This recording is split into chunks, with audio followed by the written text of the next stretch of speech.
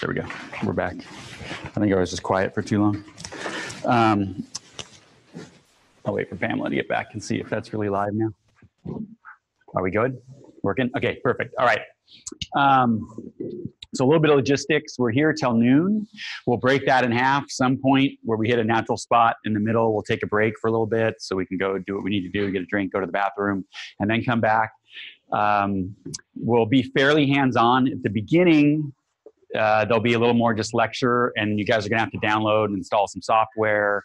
But then for the rest of the course, it'll pretty much be me doing something and you guys doing it yourselves and making sure that everybody gets through it. So you will have actually worked through and used Git by the time we get through the workshop.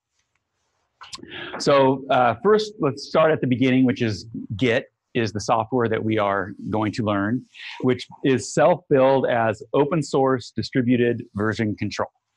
So we're going to take a second and just unpack that. Open source, most people know what open source means, but at this point it means that this is a community developed piece of software that is totally free. Has a very wide user base. I mean, like everybody uses it. I honestly do not know of one person who just on principle rejects using Git and uses some other version control system. Just everybody I know uses it. That's pretty rare, actually. Almost anything else in the universe that I can think of, there's somebody who has some ideological objection and uses some other piece of software that I could name, but this one isn't one of them. I mean, it just seems to be universally accepted as a good thing.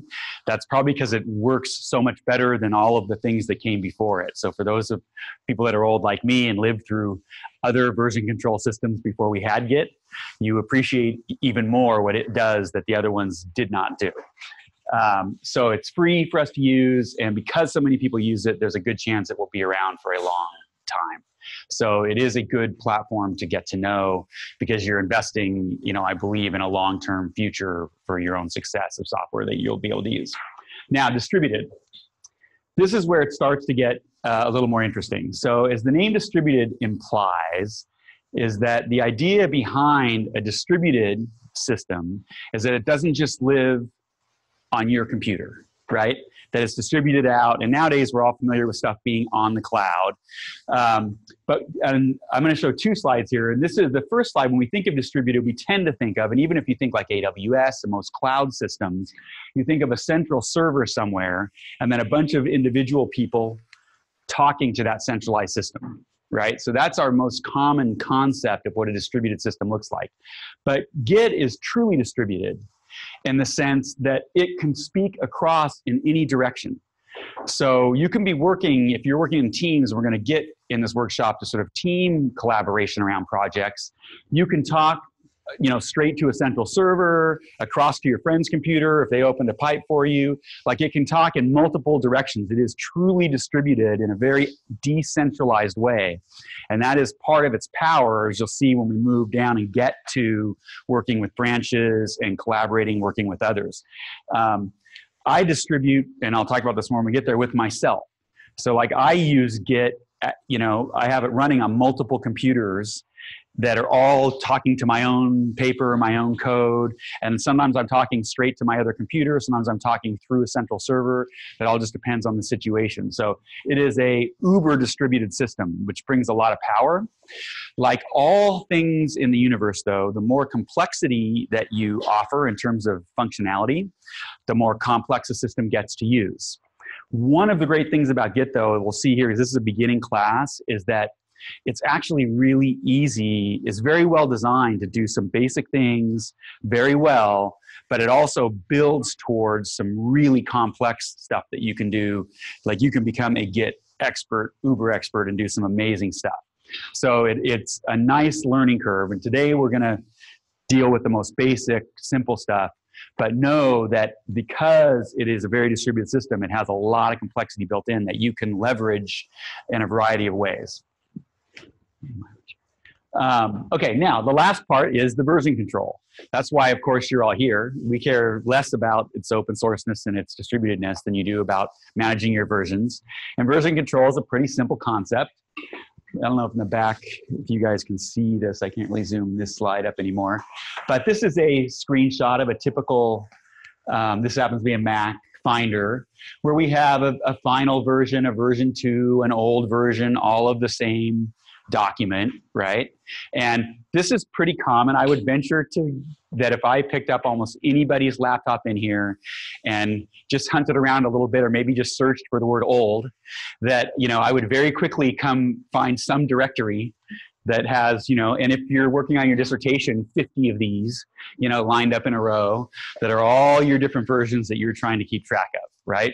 And that eventually you lose track of because you can no longer remember what is the difference between version 10 and version 26, right? What's changed, what's there. So that is what Git is designed to solve, that problem, to help you get a handle on the fact that we all live in versions of things, of files, right? That we want to preserve and save some snapshot version of that for some reason.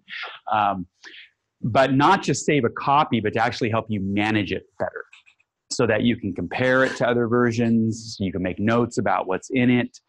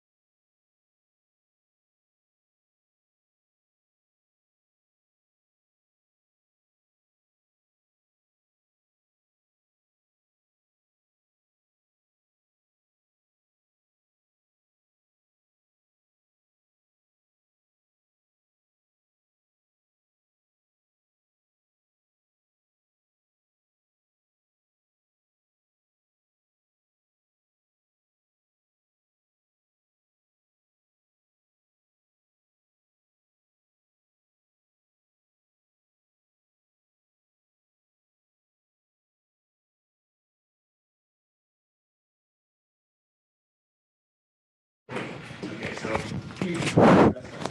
the first thing we need to do in this class, also one year, everybody's Arthur is scientists here at the Git and also kind of be TA and help with analysts here. And what did, but, oh, and Dan back there. Dan came in, and Dan Hicks is a postdoc here in the DSI. So the first thing we need to do is take some time, get everybody to go to this URL, and you're going to download, it'll pop up whatever the appropriate version for your system is, Windows or Mac, and just run yourself through the download and install process. And if at some point you have a question or get stuck, just look, yell, raise a hand, and one of us will get to you. I'll say up front for the Windows people, just listen while you're doing this and I'll reiterate it. You're going to get to a point in the install process where it's going to ask you a couple questions. One of them is going to be about using Git Bash. You want to select, yes, use the Git Bash. You want to install Git and Git Bash if you're on a Windows system. And if it may ask a few others, just yell and we'll tell you. All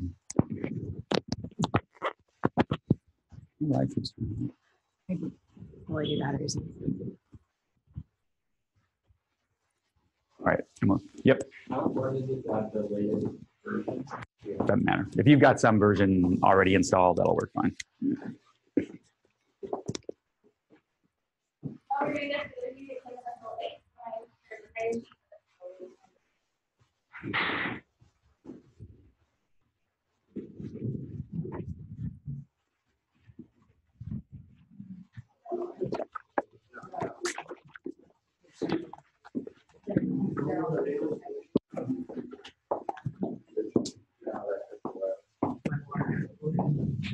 Yep, just down right there for Windows. You're perfect. Yep. So it's going to be up in that box where it looks like a computer. It'll tell you download for Mac or Windows, whichever it is. Just click on that and download. Yep.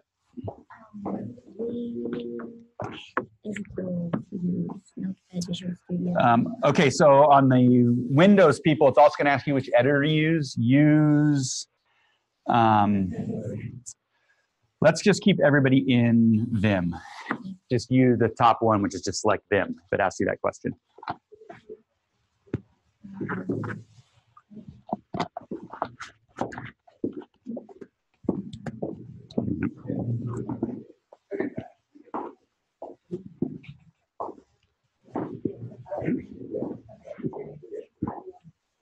Should you get from that? What is it? Yeah, let me just check to make triple sure that I can actually read. Use Git from Git bash only. Just use Gash, yeah. Select just the Git bash, the first top one on Windows.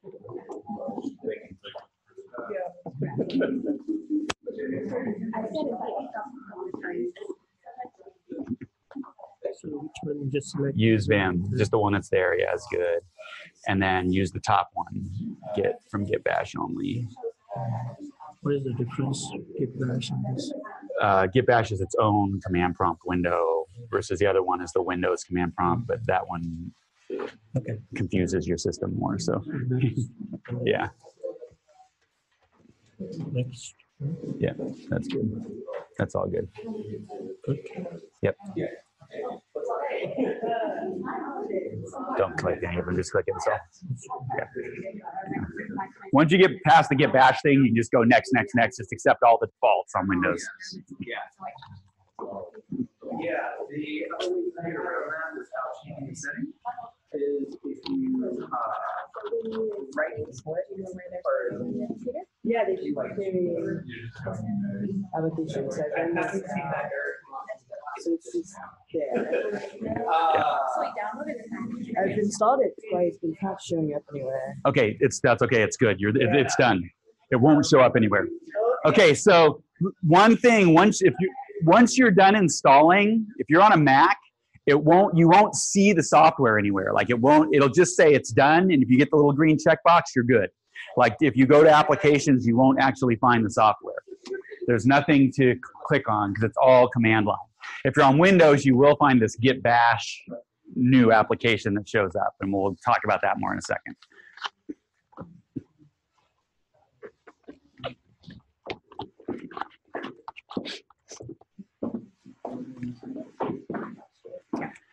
Okay, let's see. Is everybody done? Anybody not done yet? Not have it? Okay, good. First hurdle over. Success. I like it. Software install is the worst part of any workshop. It's like something always goes. All right. Now, another thing that everybody should do is go to bitbucket.org and you'll need to create an account for yourself. It's totally free, but what it does is that once you have Bitbucket account, that lets you actually get other people's repositories and collaborate on code together. And that's why we're doing that, so that we can do it. So just create an account for yourself and remember the email you used and the password. If you guys are going around passing out red stickies, if you run into the issue, go ahead and stick it on your laptop so it's flying up, and that'll help us know that you need to run over and take care of your stuff.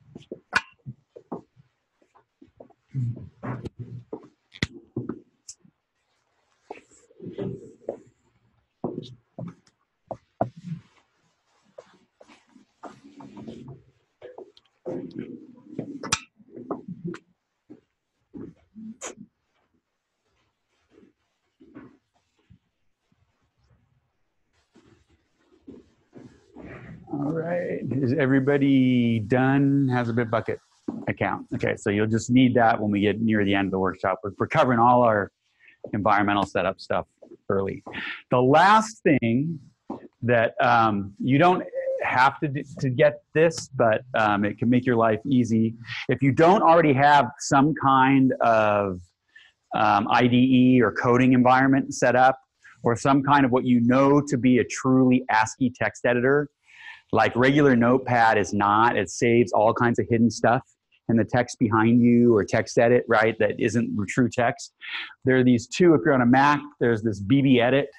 If you just searched bare bones BB Edit, or if you went to Windows, or you just searched Notepad++, these are native, really thin, free, very reliable text editors. They're good applications to have for coding. We're also going to use Vim or VI in the command line to do it. So if you have something, don't worry about it. But I just put these up as a last thing. If you don't have a coding environment or a good text editor, it will make your life easy. It is Notepad++, not just regular Notepad. Yeah. Notepad +sign. Or notepad-++.org. I'll wait like only 30 seconds here, and then people can go.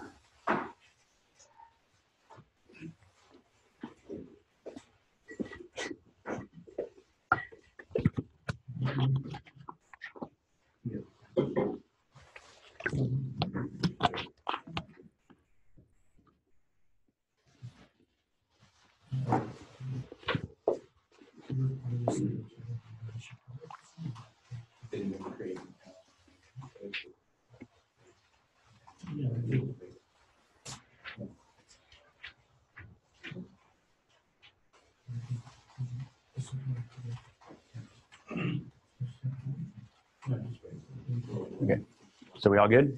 Everybody there? All right, okay, we're gonna go ahead and move on then. All right, so the first thing that we're gonna talk about is the file system and command line, which sounds like we're taking a step back, and we kind of are. We're going back to computer kindergarten here a little bit, but like the fundamentals really matter. And so I want to make sure that everybody is really clear about what's going on at the file system level, because it will make your lives way easier moving forward. So I won't say it. I actually will say, because I'm continuously amazed how many people actually, their whole method of engaging with their computers is just the search. They just search for the file name again, right? And it's like, they're not, without recognizing that there's a structure to how things live.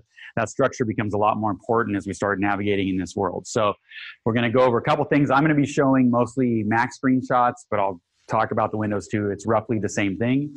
So if I'm on my Mac, I'm looking at my Finder. If you're in your Windows Explorer, you see a similar window, right, where you see your folders.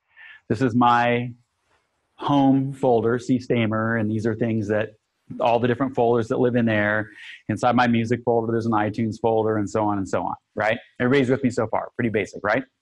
Okay, now, there's another way to think about this, which is actually, and you can do this if you're on a Mac, you can right-click on the name of the folder up here, and it will show you it as a stack, okay? And that's what we call a path. And the path to like this, my home directory, this Stahmer directory or folder, this is the computer I was on when I took the screenshot. This hard drive in a users folder on that hard drive, then my Stahmer folder, okay? And we call that a file path, like a full path from the root. So if we look at that in a tree view, what that would look like is here's my hard drive. In that hard drive, I have several folders: users, applications, system. In my users folder, I have an administrators folder and a Stahmer folder, and then that drills down, right? So learning to think in this tree mode is crucial to being able to command line your way up and down and around through your file system. And we're going to look at our command line in a second, that you're always hopping like down one layer, and then moving your way back up down the thing. So if I were on my Windows machine, what this would look like is C:// typically, because most people are on their C drive. Then there it isn't users, administrators. I forget if it's at home or something like that on Windows, and a path that goes down, right? On a Linux machine, it looks like this: / which is root, right? We call that root, and you'll hear me use that word a lot. So whenever I say root, what I mean is just the beginning folder, right, where we are. That's your root space, and then you would walk your way down.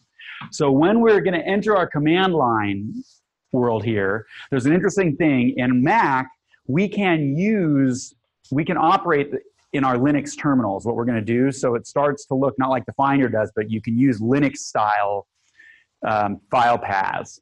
So the path to here, assuming this were a real directory structure to this hello text world, on a Mac would look like the root, actually volumes, hard drive, users, Stahmer, hello text. On a Windows, C:// user, Stahmer, hello text. On a Linux, user, Stahmer, hello text. I could actually cheat and use this Linux pathway. The same thing would work on my Mac because the Linux works as well, right? But this is the way, what I'm trying to get people used to is just this style of referring to a file that includes its entire path on the system. Who has never seen this kind of a file naming convention before? All right, cool. Everybody in here is good with this. Awesome, so we won't get lost. There's one convention, too, that I will mention. I have a slide for, which is this tilde. If you have, and I'll demo this in a second, too, but anytime if you see a tilde, files, text.txt, this convention, just the tilde, is shorthand. It works on everybody's computer in here for your home directory, right? And so that's a good landmark place to start, because you can always just go to the tilde, and that will reorient you back to where you are if you are lost from where you are. Okay, so what we're going to do here before we launch Git, because we have to do a command line, we're going to play on our command lines before here, right? And the way we're going to do this, if you're on a Mac, if you look in your Mac applications, utilities, you have an application called Terminal. And so on a Mac, you should launch that Terminal application. And again, it's in Applications, Utilities, Terminal. If you're on Windows, you just installed Git Bash when you install Git. So you should now have in your programs list Git Bash, and you should be able to launch Git Bash. So everybody should be able to bring something up, and it's going to bring up a window that looks either like this or like this. Just out of curiosity, is there anybody in here on a Linux box? Yeah, okay. So just launch a bash shell, you should be fine. Yeah. Okay.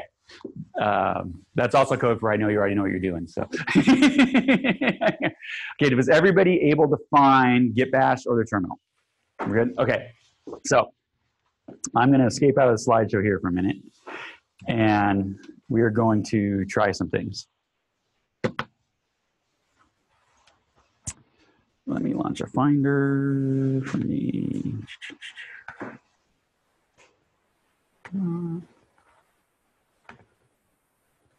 There's my terminal. Can you guys read that? Can you see my terminal?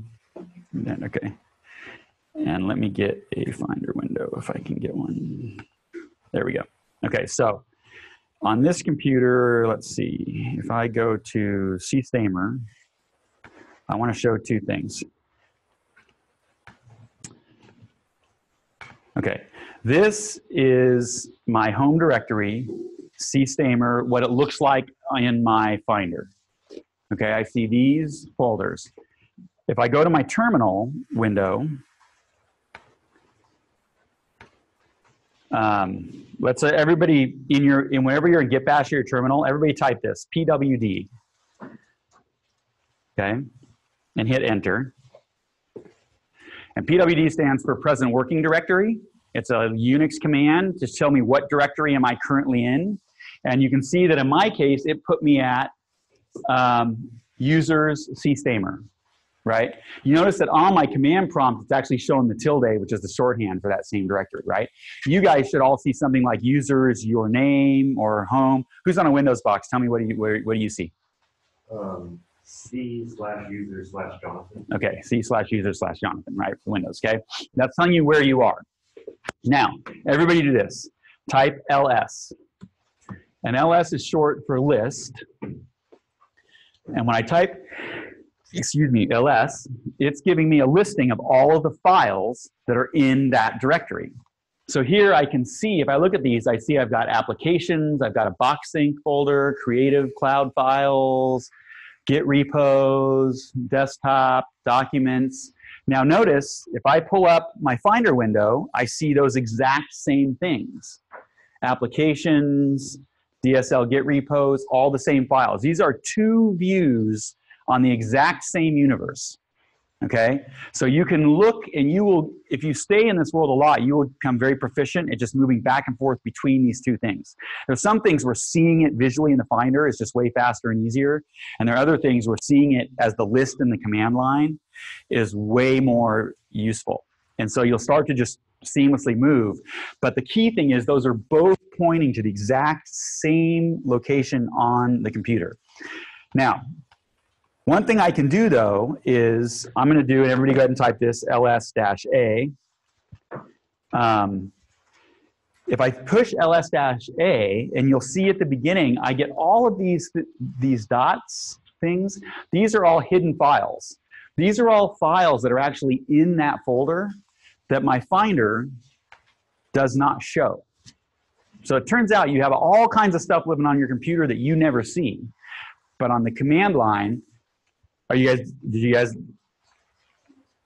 everybody lost already? Okay, in terminal or thing, just ls-a, and that's all, and that will show the hiddens, right? This is very useful stuff because that's all actually file information you might need to edit or use, and you'll see Git, this is how Git's gonna store all of its information, is as a bunch of these hidden files. And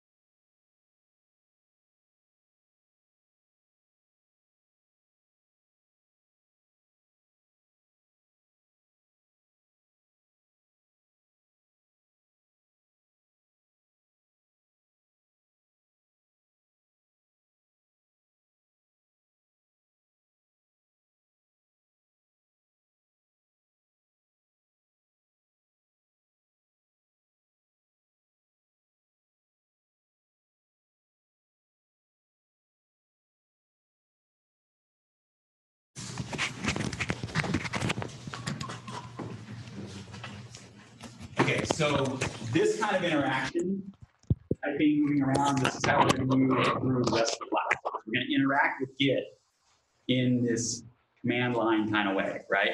And so everybody feels comfy? What's happening? All right, perfect. Let's, I'll flip back to a slide deck here real quick.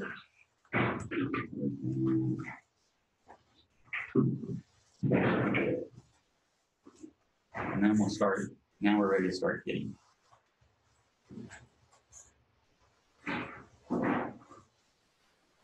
More light. In other words, What's happening is, where is it? It's right there. So yes, I should look there. What you guys can't see is that my laptop monitor is completely shattered. And I can't actually see the bottom of my screen. So I'm like sitting here going like, where is it? Where is it? Instead of looking left. Thank you. So, okay. So real quick, I want to mention this book. So maybe if people want to just pull it up so you have it as a reference, bookmark it. Everything we cover today is covered in this book. It is really, I believe, the best beginner's guidebook to get. And it goes beyond just basic beginner. This book will walk you through in a very controlled way, like 90% of what most of you will ever do in Git. It's very, very easy to follow. The examples are good. So I just point this out as kind of the reference, and it's freely downloadable in a variety of formats, PDF, ebook. So it's a good reference to have. Okay, so let's talk now about, we're going to talk about the structure of Git, about how it handles version control, some sort of just key conceptual things you need to know. And then we're going to dive in. We're going to start making files, version control, and changing them, messing them up, comparing them, doing all kinds of good stuff. Okay? So the basic concept here is something that people should be fairly familiar with, which is I have a file on my local computer. Right now, we're only dealing with your local computer. Later on, we're going to get to dealing with remotes. And you have a version database, for lack of a better term. And you have your first version of it, you save a second version, you save a third version, right? And at any given moment, you're checking out some version that you're looking at. So that's the basic concept here is I'd say, let's look at version 3. Well, I check out version 3, I look at version 3. Oh, I want to go back and look at version 2. Well, let's check out version 2 and go look at version 2, right? So it's just a stack of files. That's its most simple. But like most things in life, it's really not that simple. So one key thing, I don't have a slide for it, it's key to know, is that Git, one thing that makes Git so efficient is it's not actually saving, unlike the 26 versions of your dissertation that live on your hard drive, it's not actually saving whole versions of the file with every version, which is extremely inefficient. It's saving a list of change instructions. So it has the first version, and then what you change between version 1 and version 2, Git has its own methodology for describing those sets of changes, where in the file at this character position, these things were deleted, these things were added, and it's really just a set of changes that get stored. So you're storing a history of change, not multiple versions. That is crucially important because it means you don't end up with 300 terabytes of data on your drive for a bunch of ASCII files that you're editing. And it also turns out to be really important for when we get into distributed stuff later and when you're collaborating with others.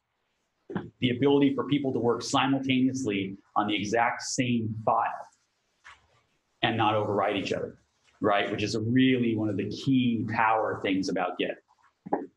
So if you think about in that simplified universe, even with the changes, basically when you're working, you have a file history, you're working on whatever file you're working on, and you keep saving. Like you hit save a lot, probably. Sometimes you didn't hit it as often as you thought, and you went, damn, I lost all my changes, right? But you hit save, but every time you save, Git is not Google Docs, right? It's not, it in its history is not saving every single file change every time you hit save, okay? You have to tell it, I want to save this version. I want to canonize this version. And we call that a commit, okay? So in my little history here, like I saved once and I committed once. I commit one. I said, okay, I want to save that version. Then I saved 2 more times as I was slinging code or writing whatever, but I didn't commit. In Git land, that is not preserved. If something happened there's no way to roll back to save number 2 because I didn't commit it. But when I got to save number 4, I decided, okay, I want to canonize this version, so I'm going to commit it. I have to commit it again. I saved again, didn't commit, saved, then I commit. Okay, does everyone follow me? So this is not auto. You have to tell it, I want to commit this. You make that decision, right? And it makes it with a little bit more complexity than just save and commit. And this is a key thing to understanding Git functionality. Like it seems simple, but it's really important to wrap your brain around this concept. This, more than anything, is what causes people confusion in Git so that they can't figure out what commands do. Because as you'll see, we have commands, they have a lot of options. And those options, because they're referring to different levels of the tree, and you don't know what it's doing anymore. And it works like this. You have a working directory. You're working in it, you have files, you're saving, you're doing whatever you're doing. Git recognizes that things are changing, but it's not doing anything with those changes, okay? So that's, in the Git tree, that's bucket 1. Bucket 2, or branch 2, is the staging area. And I realize I should have labeled that, sorry. That's the staging area. So you're going to talk about staging, okay? Staging is stuff that you're telling Git, the next time I commit, these are the things I want to commit, right? This is crucial because you don't have to put everything you've changed or saved into staging. So my little example here, let's say I have 3 files. Let's say I've saved them all. I've made changes to all 3. But I only care about saving this snapshot of these 2. So I've only put these 2 into the staging area, right? Then when I commit, and this is my commit tree, the final versioning tree over here, when you run a commit, commit only deals with what is in staging and moves it into commit. So if this were actually a commit cycle, I could have changes on my b.html file. They are not part of that commit. Does everybody follow me? Okay, so it's really important. You have to remember, stage, then commit, right? And as you'll see when we get to some of the commands we're going to use later on, I can interact with each branch of this tree independently. So if I tell Git, like, roll something back, I can tell it, roll back this commit from here to here, but don't roll back what was in staging. And I can end up with something in staging that's newer than what's in my latest commit. And then when I commit next time, it's going to dump that on top. Does that make sense? Question? Can you give an example of a situation where maybe you're working on a project that has multiple files in it and you just stage and commit some of those? Yes. So here's a very real world scenario, right? Let's say that I am working on a bunch of code. What I'm working on right now. So I'm working on some NLP code. I have a project right now. We're trying to do some NLP on this project. And I have 2 files. One, let's say, is a lematizer file that I'm working on. And then the other one is the one that actually runs an LDA algorithm on it, right? And I'm working on both of those. And those feel like they're part of the same process, right? So it all makes sense. I'm working on a thing. And in the middle of that, Arthur, where'd Arthur go? Arthur points out to me that there's a huge group in one of our earlier cleaning scripts that was pulling out parts of speech or punctuation marks, right? So I right away, and he needs to use that. So I go in really quickly, I fix that, right? Now, all 3 of those are fixed, are changed in my current working directory, right? But when I want to commit that, there's something conceptually very different about the code, these 2 files, which were dealing with the LDA and the lemmatizing, and this one, which was a bug fix on an earlier one. So what I would do is I would stage the 2 that were about the NLP stuff more, commit those with a comment that says, I did this to, make the LDA run, boom, boom, boom. Then when I was done with that, I would stage the one that was the bug fix, and I would make another commit that says, this was a bug fix to fix this problem, right? And so it's a lot more useful than you think. And when we start committing stuff, and you'll see, I'll say this a lot, like comment often, commit often and comment verbosely, right? Your comments you'll start to see are your friends, and that's where this really matters, right? It also, by the way, then would allow me, if I needed to roll back on a commit, if I could put those two things together into one thing, then I turned out my bug fix was bad. If I roll that back, I'm rolling the whole thing back, right? So by separating those, I'm protecting my worlds in terms of future changes that I might have to make. Does that make sense to everybody? Okay. Yeah, so very good question. And that's why it works this way. So it seems like this unnecessary bit of complexity, right? Because you feel, but the more you do it, the more valuable you start to see that that is. You very frequently have files you just don't want to be part of the commit. There's another thing in tier 2, just so that you'll know that just because we're on this. Sometimes it's really easy to just dump like a data file in a working directory while I'm building and testing, and you don't have a long file path. But you never want that to be part of the commit. It's just testing data.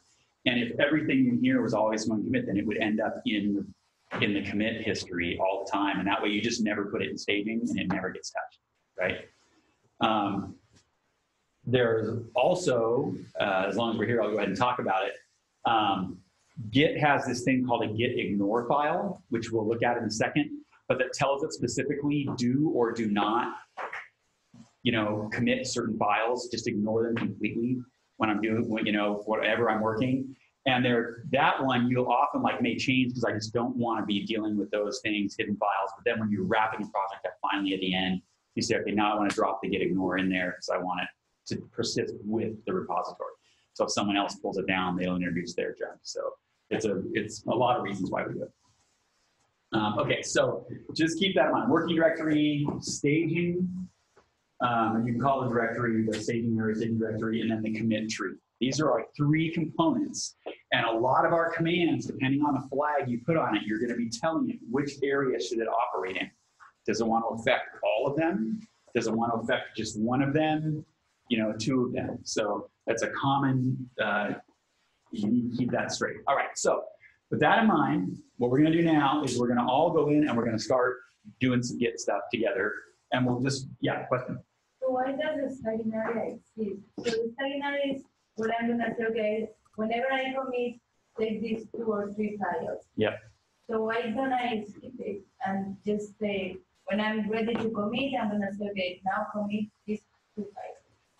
Well, that's essentially what you're doing. You don't actually see, so that's the other thing. So you won't see the staging area, but it's there conceptually, and that's all you're doing. You'll see, we're going to do it right now. It's just a simple command, and you're just telling it, these are the files I want to commit, and that puts them into the staging area. There actually is a legitimate staging area. It's invisible to you.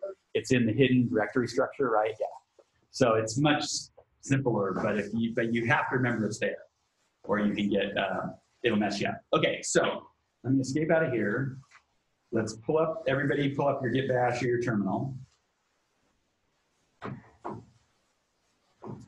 And let me make sure I'm where I want to be. Okay, everybody's in their directory that they're in, right? Okay, so it's not to mix everything together. Let's everybody make directory just temp. Because we're just going to make a dummy directory here that we can just put a bunch of junk in. So mkdir temp, which is temp. Okay. And now if I ls, you'll see that I have a temp directory. That's the one I just created. And I can cd into temp, which is, of course, empty right now. Okay. Everybody able to successfully create a new temp directory? Is everybody in there? Everybody CD'd into it? Okay, good. That way we don't pollute the rest of it, because ultimately we'll go back up to the beginning and when we start downloading repos. Okay, let's do this. Who here has never worked with VI or Vim? Any kind of, almost everybody. Okay.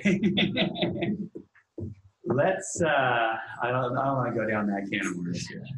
So let's have everybody open up whatever your text editor of choice is. So some text editor, I'll do, just so I'm in your world, I'll do BBEdit, which is the one that I had you guys download if you're on Mac, but you can use whatever you want. And let me close that. There we go. I've got it empty. So I'm just looking at an empty file in my text editor. Everybody with me? Okay, so once you have that, everybody ready? Okay, good. All right, so now we're ready to start writing some files. Okay, now real quick, let's go back to our terminal. What we're gonna do is whenever we use Git, we have to tell Git that I want to put this directory under version control. And that becomes the root for that repository in Git's mind, right? So what we're gonna do now is we're gonna take our temp directory and we're gonna put it under version control in Git. And the simple command to do that, so anytime you're in Git, every command begins with Git. It's just Git space and then whatever the command is, right? So if you do Git init, which is short for Git initialize, and then you hit return, it's going to tell me that initialize an empty Git repository in temp. And then notice it has this .git that it's created after temp. Does everybody see something like this? Everyone's able to do it. Okay. Now, remember this ls-a command? If I do an ls-a, we can see that Git, when I initialize it, has created this hidden directory, the .git. So remember, you won't see that in your window environment, but it's there actually. And if I go inside that, I'll go a cd git. You can see it has all kinds of files that show up here now. This is all the stuff that Git needs to do. And this is just under the hood Git that you're looking at, right? This is how Git does its work. It's got config, it's got separate source branches we're going to talk about, a bunch of info, refs, a bunch of objects. So this is where that staging area actually gets created, the data for staging area and everything, and the whole repo is here. This is really a powerful feature of Git, that it actually stores everything in this local hidden file system because it makes it highly portable. It's not like some server software where it's stuck now. I could just copy that temp directory and move it anywhere on my file system, and it's still under version control and it works great. It's Git. You know what I mean? Like it's a wonderful world we live in here. So I need to get back to that temp directory though to get there. So let's go cd, was it Git workshop temp. Okay, did everybody see what I did? And is everybody back there just in their temp? That's our root. So we have this empty Git repository. Everybody, I want to be clear, everybody got the message saying that an empty Git repository had been created. Perfect. All right, awesome. We're killing it. Okay, now let's go to our text editor. Okay. Wait. Actually, let's not go to our text editor first. Let's do one thing really quick. I want to introduce another Git command here. Git Status. Git Status is your best friend in the world. Git space status. Okay. Whenever you type Git Status, Git will tell you something about the current state of its environment for that repository, whatever directory you're in. And in this case, we're going to talk about branching in a minute, so don't worry about it because we only have one branch. We're on branch master. We're on our master branch, and we'll talk about what that means. No commits yet. We haven't committed anything. And there's nothing to commit. There are no files there. There's nothing to do, right? But now we know I actually have this empty repository with nothing to do there. Okay, now if we go to our text editor, I'm going to just create a file in hello world, because that's what we do. And I'm going to save it. You can type whatever you want. I'm going to save it in my, let's see, Stahmer.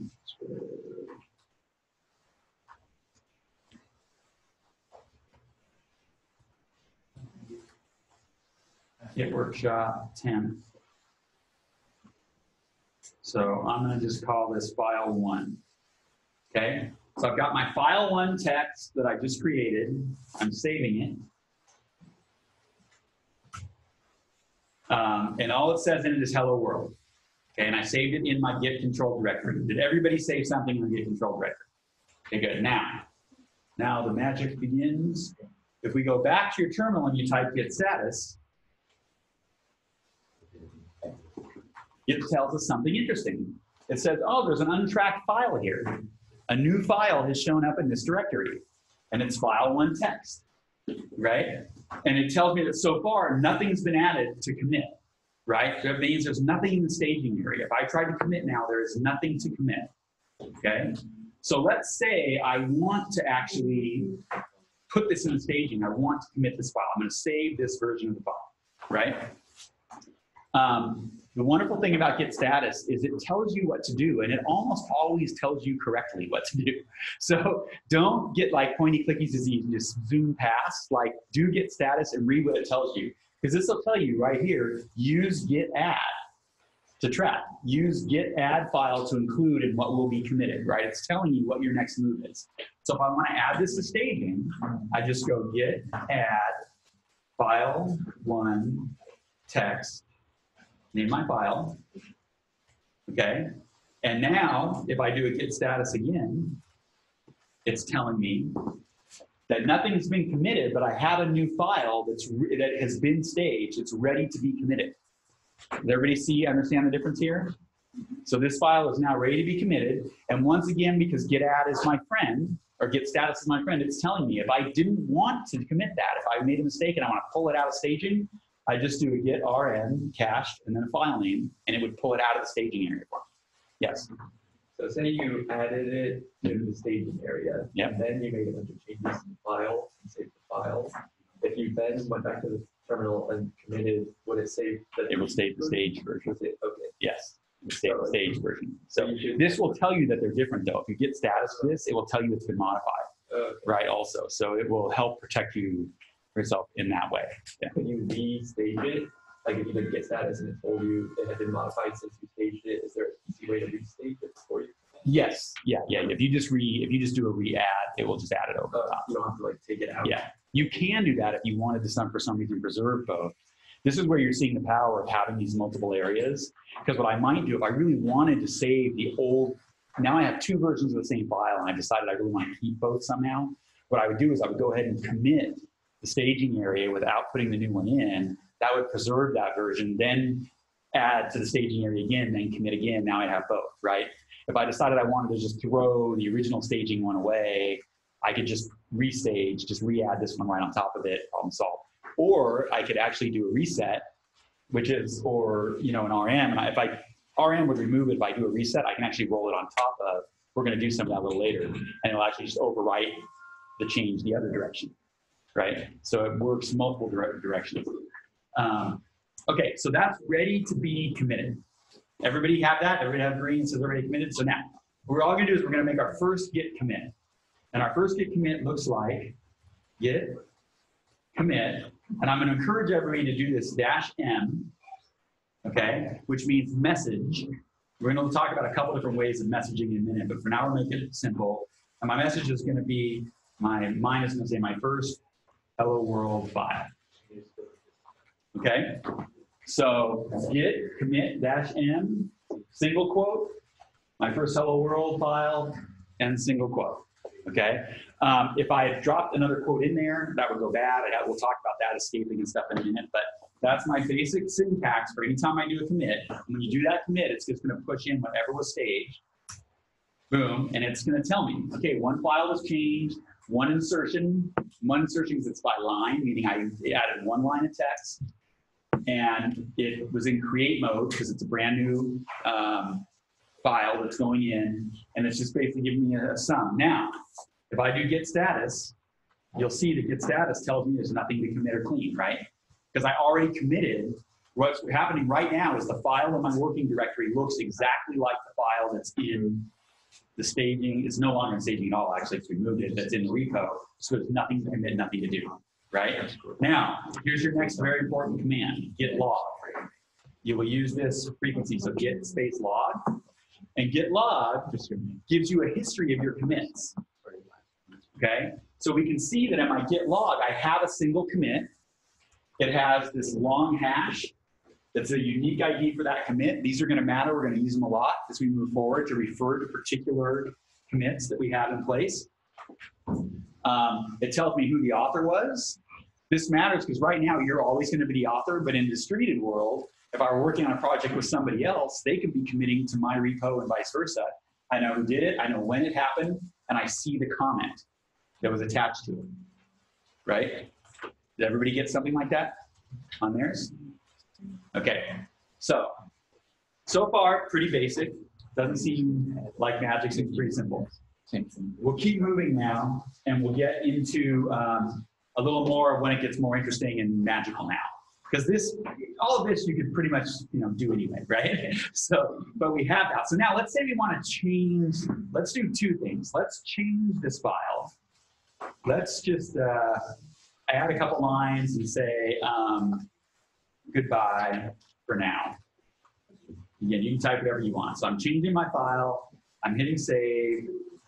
My same original file.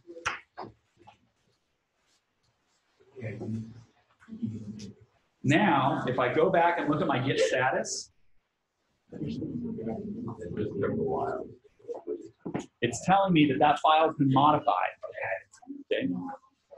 Was everybody able to make a change? Nope. Okay, we got red things going out. Okay, let's go in bad.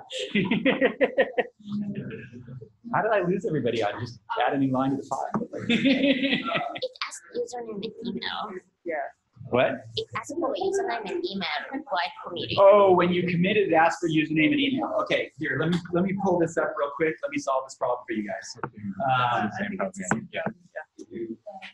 You have to set your identity in your Git. Let me just pull up a web page. It'll just make it easy.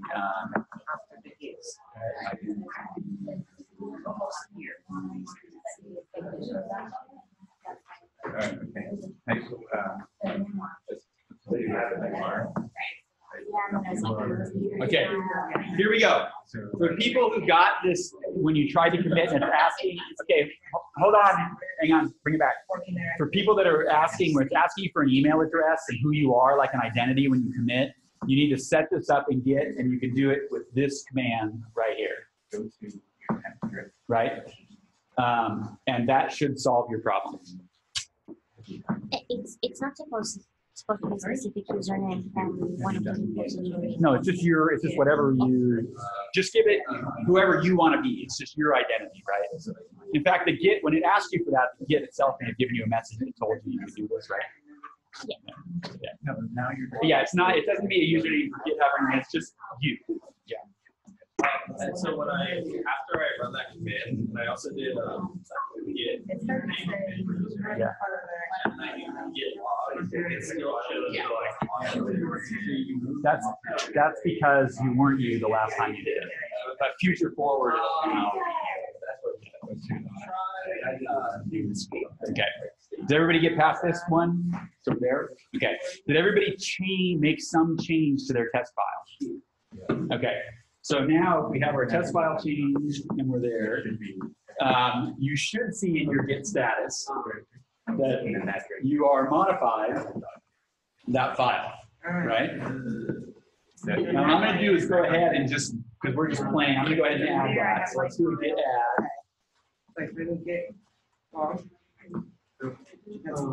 It is no file. And now I can see it's been modified, it's ready to commit. So I stage it, and I'm going to commit it.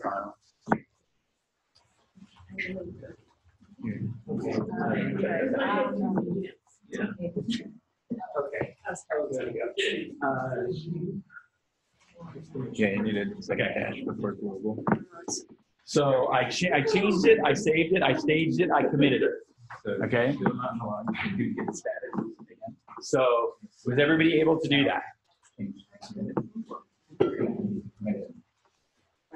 We committed? We committed? Yeah. Yep. So when you submit everything that's saved, you committed the one. Yes. Yeah, exactly. Which again is why you may want to roll them into different stages, right? So that you get A little tentative view. yeah. This is just Probably because I hit blank space. Yeah, yeah, right. Because I hit an extra blank line, and that makes an extra insertion. Oh, so an insertion is like a new line. Insertion is a new line. Yeah, it's how many lines were affected. Yeah. If you commit two files in the same commit, no way to get like an older version of one. So, I If you mean- want to roll back older one, is that impossible? Well, so yes and no. They roll back as a package, I think you did. but the So you'd but be you able to down, like, you'd have to use them manually. but you can check out individual files from individual commits. Okay. So there is a way to reach into a particular commit, and we're going to actually do that and grab a particular file from a particular commit and do that. Yeah. That's exactly So, what you did. Yeah. And it's going. Okay, so now let's everybody do a Git log. And you see in my log now, I have 2 commits, right? I have my initial commit, and the newest one is on top. My first hello world file, and then my second commit is I added a goodbye line. Okay, does everybody see something like that? Okay. Now, Git has a really interesting feature here, which is I can do a Git diff, and let's compare these 2 commits. Okay, so the command that I use is this git diff. Okay, now if I go git diff and I identify by these hashes the 2 commits that I have, right? And when I did that, it gave me back a counting of all of the changes. If there had been 26 files that were in there, I'd get a long screen that had all 26 files and what was different in those, right? And you get this very shorthandy kind of syntax. Let me see if I can zoom this up just a little bit more to make sure everybody can really see this. Because this is the set syntax for the diff. Okay. So we paste The hash, yeah. next to each other. Yeah, with the space in between. So git space diff space whatever the ID is, space whatever the ID is, right? Yeah. Now, okay, so everybody, so we understand how this works. The way the diff return looks like this, yeah. How do you get the hash? Git log. When you run git log, it gives you the hash for each commit, right? And so we only have 2 commits in there, but you can see if I had 30 commits, I can go way back, I can compare multiples. This gets really powerful really quickly. And I could identify an individual file in an individual commit and say, just look at this file from this commit and that commit, right? And look at those differences. What this view does is it gives us a little key. And it's sort of saying like this minus minus minus is this file, plus plus plus stands for that, pluses are that file, right? And it's sort of showing, okay, that my original file looked like hello blanks, hello world, excuse me, is because that's my newer one. Goodbye world. My original one, which is my older one, was just hello world. There is no goodbye world for now, and there is no extra blank line. Right? Everybody able to follow that? So it's very brute force and basic, but it works really, really well. You can just look at the 2 differences and see this is what's in this one, this is what's in that one. Yeah. So the pluses and minuses aren't necessarily saying like you took out the hello world? No, it's just saying this is the file it belongs. So if I had 10 files, you get a whole other symbols that would show up there. And this is giving you what line numbers are affected. This is telling you there was a +1 insertion. So there's a code here that actually is telling you what happened, right? There was 1 deletion, 1 insertion. You can read that, yeah. The entire list of what you're saying. I assume after you do another project for a while that get You just, there were ways saying on the last. yeah, you just put a dash in the number that you want, and it'll reduce it, yeah. Okay, so is everybody able to run a diff to make a difference, okay? Well, I did it. So there's one other thing about diff that you should know, which is I'm gonna go make one more change to my file. So I added another line to my file, okay? So now that I've added a new line, if I just do git diff with nothing after it, okay, git diff will just automatically compare what's in your working directory with the last commit. Okay, so just get to where I did it. So git diff with no arguments, just git diff. It's a shorthand and it's just automatically what is currently in my working directory. What's the current version on my hard drive compared to the last commit, the one at the top of the stack. It's really useful for being able to kind of roll through and just see, you know, they do it. And you can also just do it by, you know, single file at a time. So git diff, what's the name of my file? File 1. Yeah. I can name a particular file. So in a real world scenario, I may have 50 files in the directory. I just want to look at one file and go, is that file changed? Is it different from what was committed? Did I actually do anything?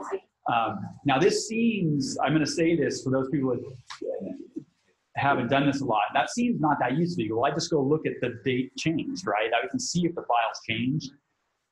All the time, you'll find yourself breaking into a file and starting to change something and go, nope, don't want to do that, delete, delete, delete, delete. Once you do that, to your computer, that is a changed file. So it is changed, but you haven't actually changed anything that matters, right? And this diff is like your only way, it's your real friend, because it will actually put the two files together and go, yeah, no, like it's a changed file technically, but they're exactly the same in terms of content, right? So it's really useful to be able to just check those individual files that way. Okay, everybody good?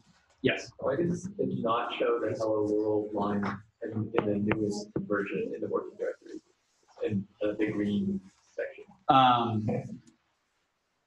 Oh, because it's just showing me the difference, because that's already up there. It's kind of like a concatenated view, right? But wasn't goodbye for now not? Yeah, why is goodbye for now showing up? Did I do something weird? I got the same thing.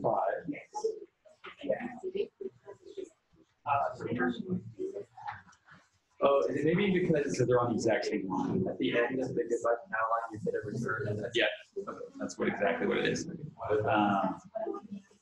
Okay, now I'm going to go ahead and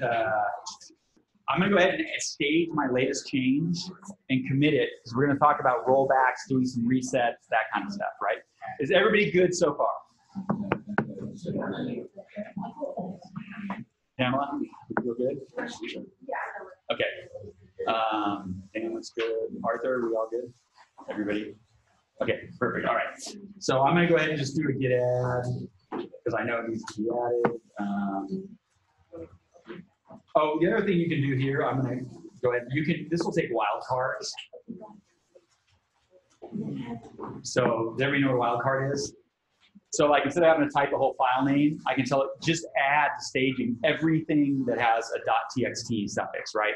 That asterisk means any character period txt, right?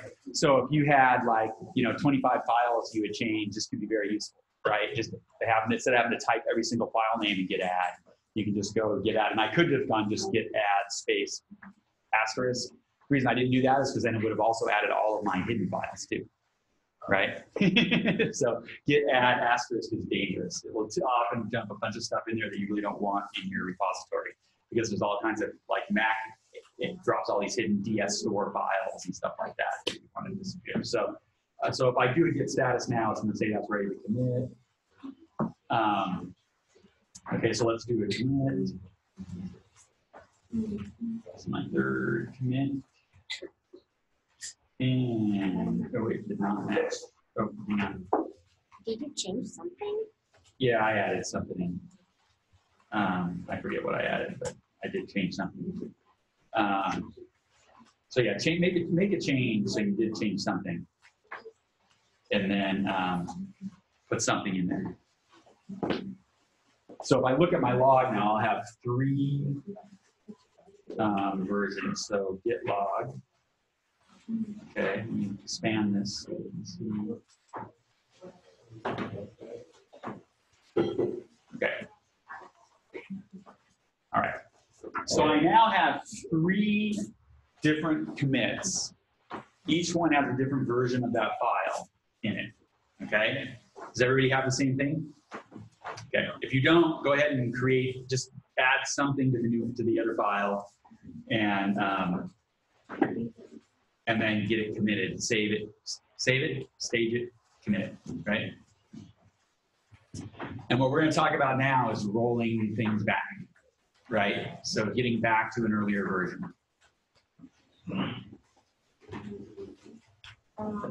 Just go. Yeah. Oh, actually, I have 4 of them. Oh, I've got a lot. Let's see. My font's so big, it's hard for me to find everything. Let me, hang on. Can you guys see if I font down just a little bit? Changes not staged.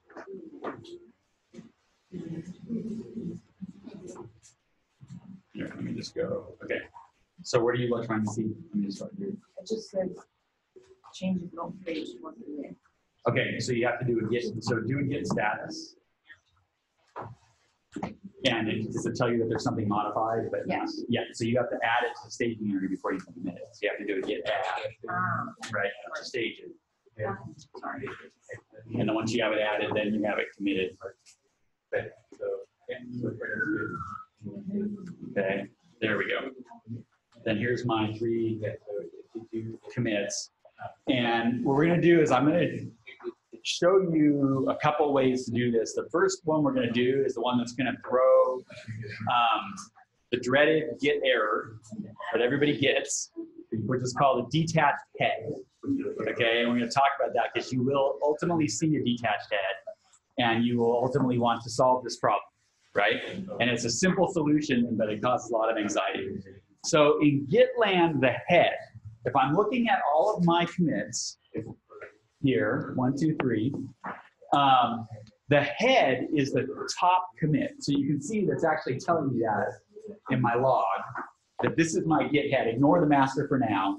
The head just meaning it's the head, the top of the stack, right? So whenever we say head, that's the top of the stack that we're referring to, right? Now, keeping in mind that you can, like in my perfect world, the world that I'm in right now is a wonderful world. I have a working directory, I have a staging area, and I have a commit tree. That's my stack here of commits. And they're all nicely in sync. Git itself, in its brain, how it keeps track of everything, it knows where everything is and what's there. It knows that the stuff in the working directory at this moment is exactly the same as what was last in the staging area and got put in the last commit. It's part of its own brain, right? So it's happy, and it knows what to do anytime you do anything from that state, right? But if we start rolling backwards, if we start moving back and saying, well, let's go back to some earlier version, we now have a situation where our staging area and our working directory are no longer in that same level of sync state. Does everybody understand that? Because we have 3 different areas and we can move them independently of each other, right? We can move them together or independently. What we're going to do here is I'm going to move them independently and purposefully create a break state here, right? Which is called a detached head. And what I'm going to do is I'm going to type, let me shrink this window a little bit so that I can.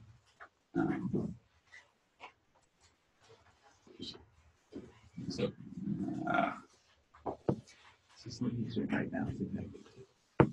There we go. Just so that's higher, easier for you guys to see. I'm going to roll back.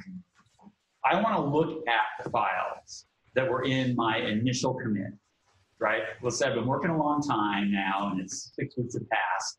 And I want to remember what the file actually looked like back here in my initial commit. I'm going to do this thing that's called a Git Checkout. I'm going to check out this commit. So I copied the hash from that earlier commit. I pasted it in place. Everyone with me? And I hit now, and I'm going to hit go, but I didn't hit go yet. Anybody hit go already? No. Okay. Depending on your universe, I don't know what your world looks like. Let's do this. Right now, this is what this file looks like.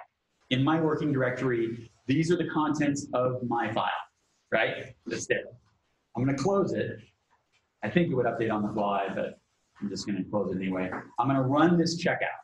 When I run this checkout from earlier commit, it's going to give me a lot of errors.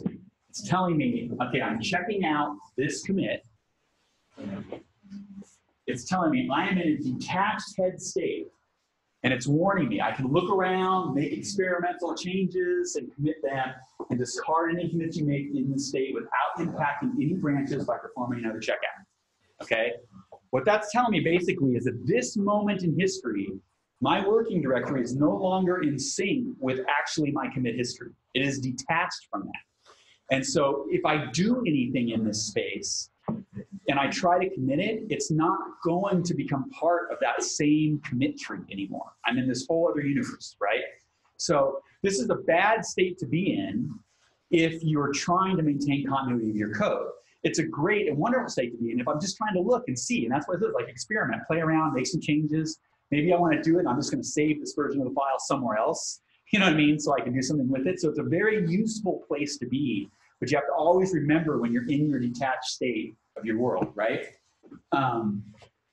So while I'm here, and now that I've done that, I'm going to do is I'm going to navigate back to my file, Git Workshop, temp, file and text, and you can see that this is now the contents of the file. Like Git has actually changed the file in my working directory.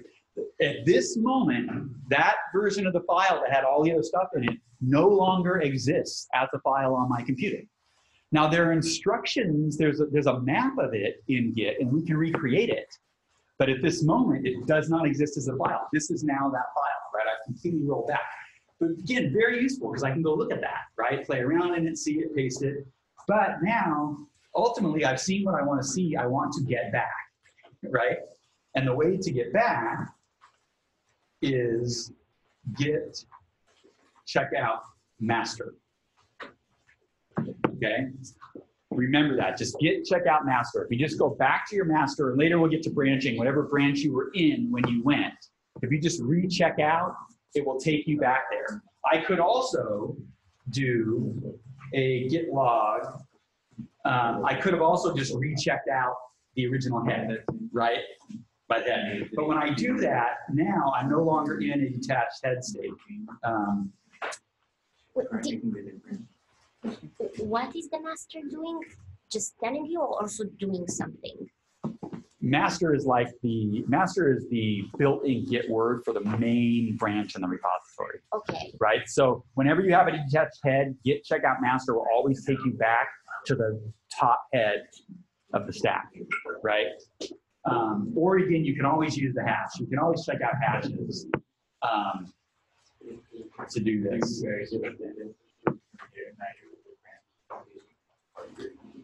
So you can see now I reopen the file, I'm back, right? All my stuff is back. It's restored that. Everybody should be able to do that on yours locally, right? Yes. If you don't do the Git Checkout Master, what happens? If you don't do Git Checkout Master, anytime if you try to do this big error, say you're in and you're going to, it's basically not going to let you. You can force it on top, but it's really bad. You can go to erase the connection between your massive things because of this thing. Missing what we call under. So the idea is basically do not, the rule is do not commit in a detached entity. The thing to do, I will say that I do this as total hacker move, that everybody does this all the time. I'll frequently pull out an old version, actually, and set it aside. Like you just copy all those files, set it aside, and then maybe start a whole new repo from that version, right? And then, you know, I mean, to overlay it on top, go all the way back to the top, rewrite it. There's all kinds of tricks that people do, right, to remove things. But yeah, just as a rule, do yourself a favor and never commit when you do detach down. Get out of the detached entity before you do. Okay, everybody there? Good? Okay. So that was the way that you will inevitably, you will find yourself in a detached entity at some point. So again, don't panic, easy rollout. Git Checkout Master. Now, there's other things that we can do, which is let me make, rather than just checking out a previous version, okay, let me make another change to my file here so that it is, and I want to add this because this is a very real scenario. So I'm adding another line, right? I've added another line. If I go in now and I do a Git status, I can see, okay, that file has been modified and it's a change. But let's say I've worked and I just decide, this is a very real world scenario. I just decided I don't like any of the changes that I just made. I'm done with it. That was a stupid path to go down. I just want to get back to where I was before. Just get back to the head and be done. Here is your command. Git reset hard.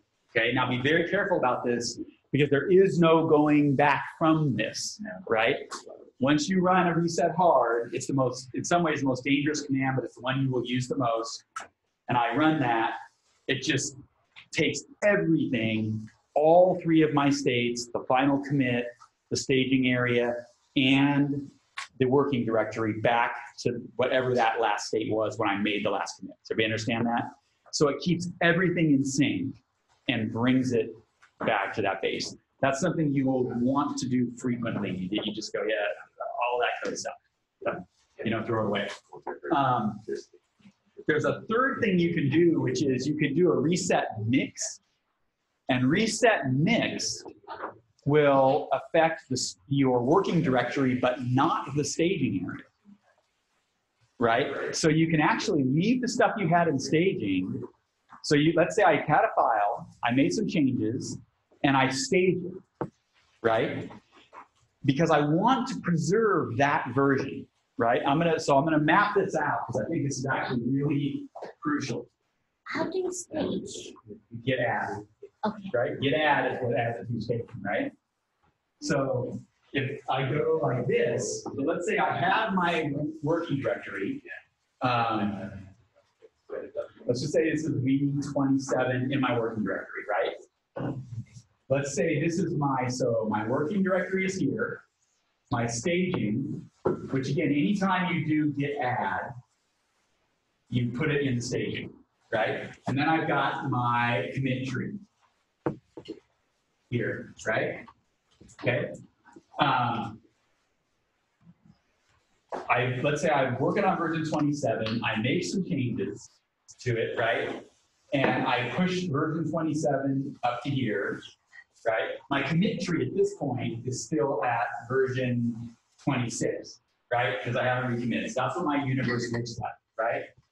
Now I get to a certain point, and in this moment, and I realize I don't think what I did in this version is what I really wanted to do, but it was a lot of work, and it's some pretty good code, and I'm not 100% sure that it's wrong. So I want to save this, right? I want to save it somehow, but I don't want to I don't want to lose what was, the earlier version. It's a really simple thing. I can do this. I can do a git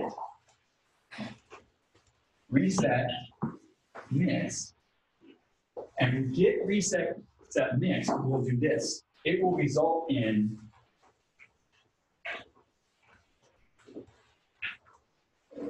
that. It will leave the staging alone, and it will put the commit over here. Now, in this moment, I can do a git commit,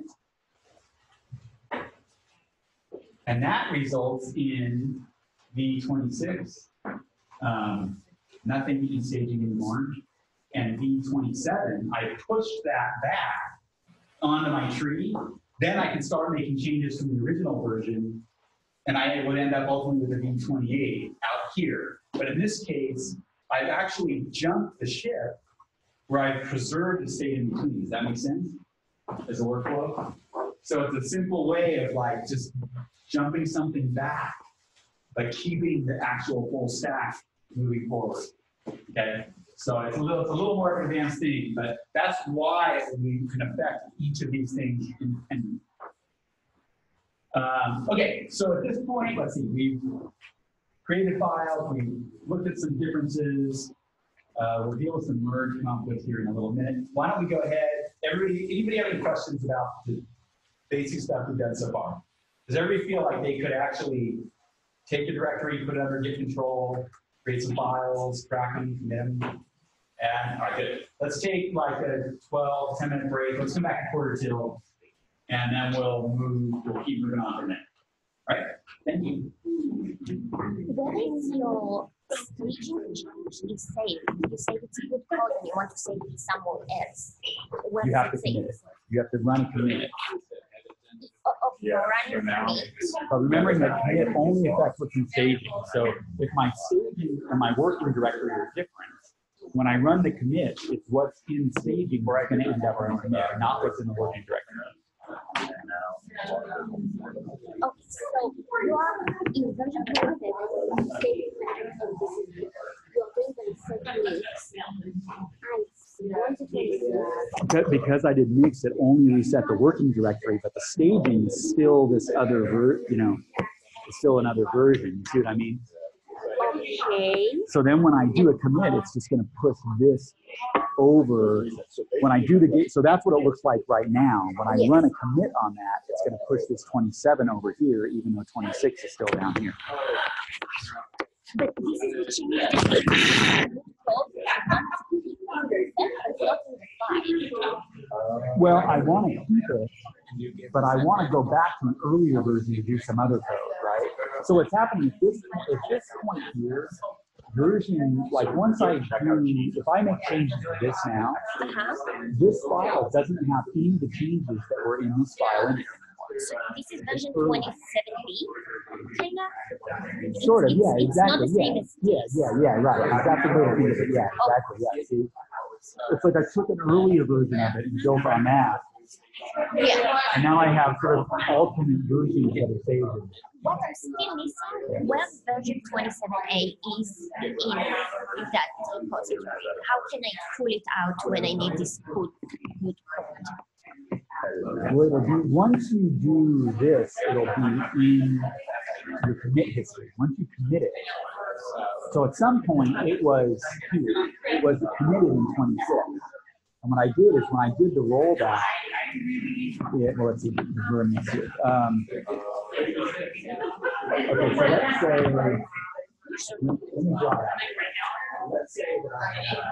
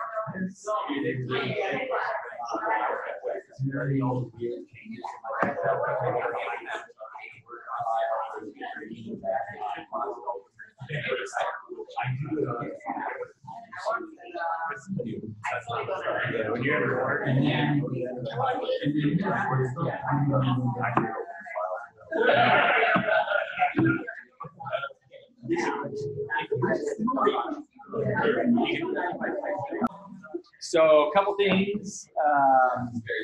So number one, it was brought to my attention that for people who downloaded BB Edit, that it actually, the BB Edit will work for you for free forever. It's just the licenses if you want to buy super enhanced, like super secret stuff that it does over after the 30 days. So it's like it's a joint freeware, not freeware kind of deal.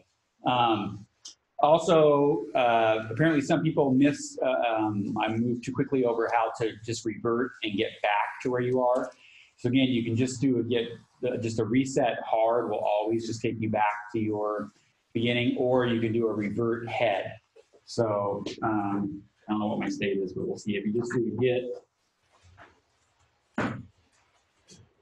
revert head back to my beginning, that will always revert you back to your head state, whatever your latest stable state is. And it's going to make me put in a comment. What do you mean by latest stable state? Your last commit.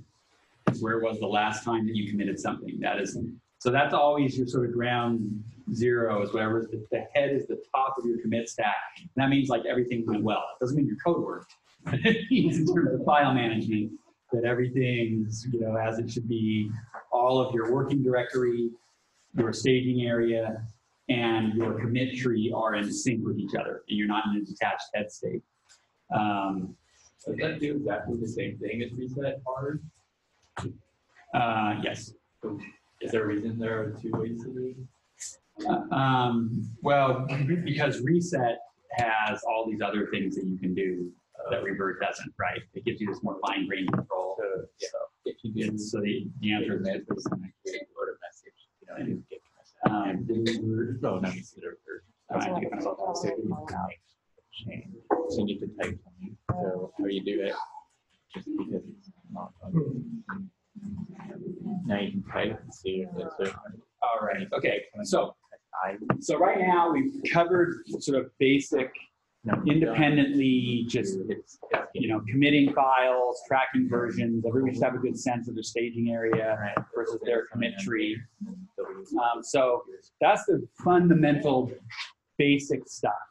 And in real life, I mean, you could do all of that with Google Docs, really, in some weird way, right? I mean, it stages versions and saves. There's a lot of things you could do to save these versions. So what we're going to do now is step it up to the next level, which is still really, beginning intermediate Git, right? But where you really start to get the power out of the application, where it does something that none of the other, like just working in your normal saving versions of files or Google Docs or something like that will do.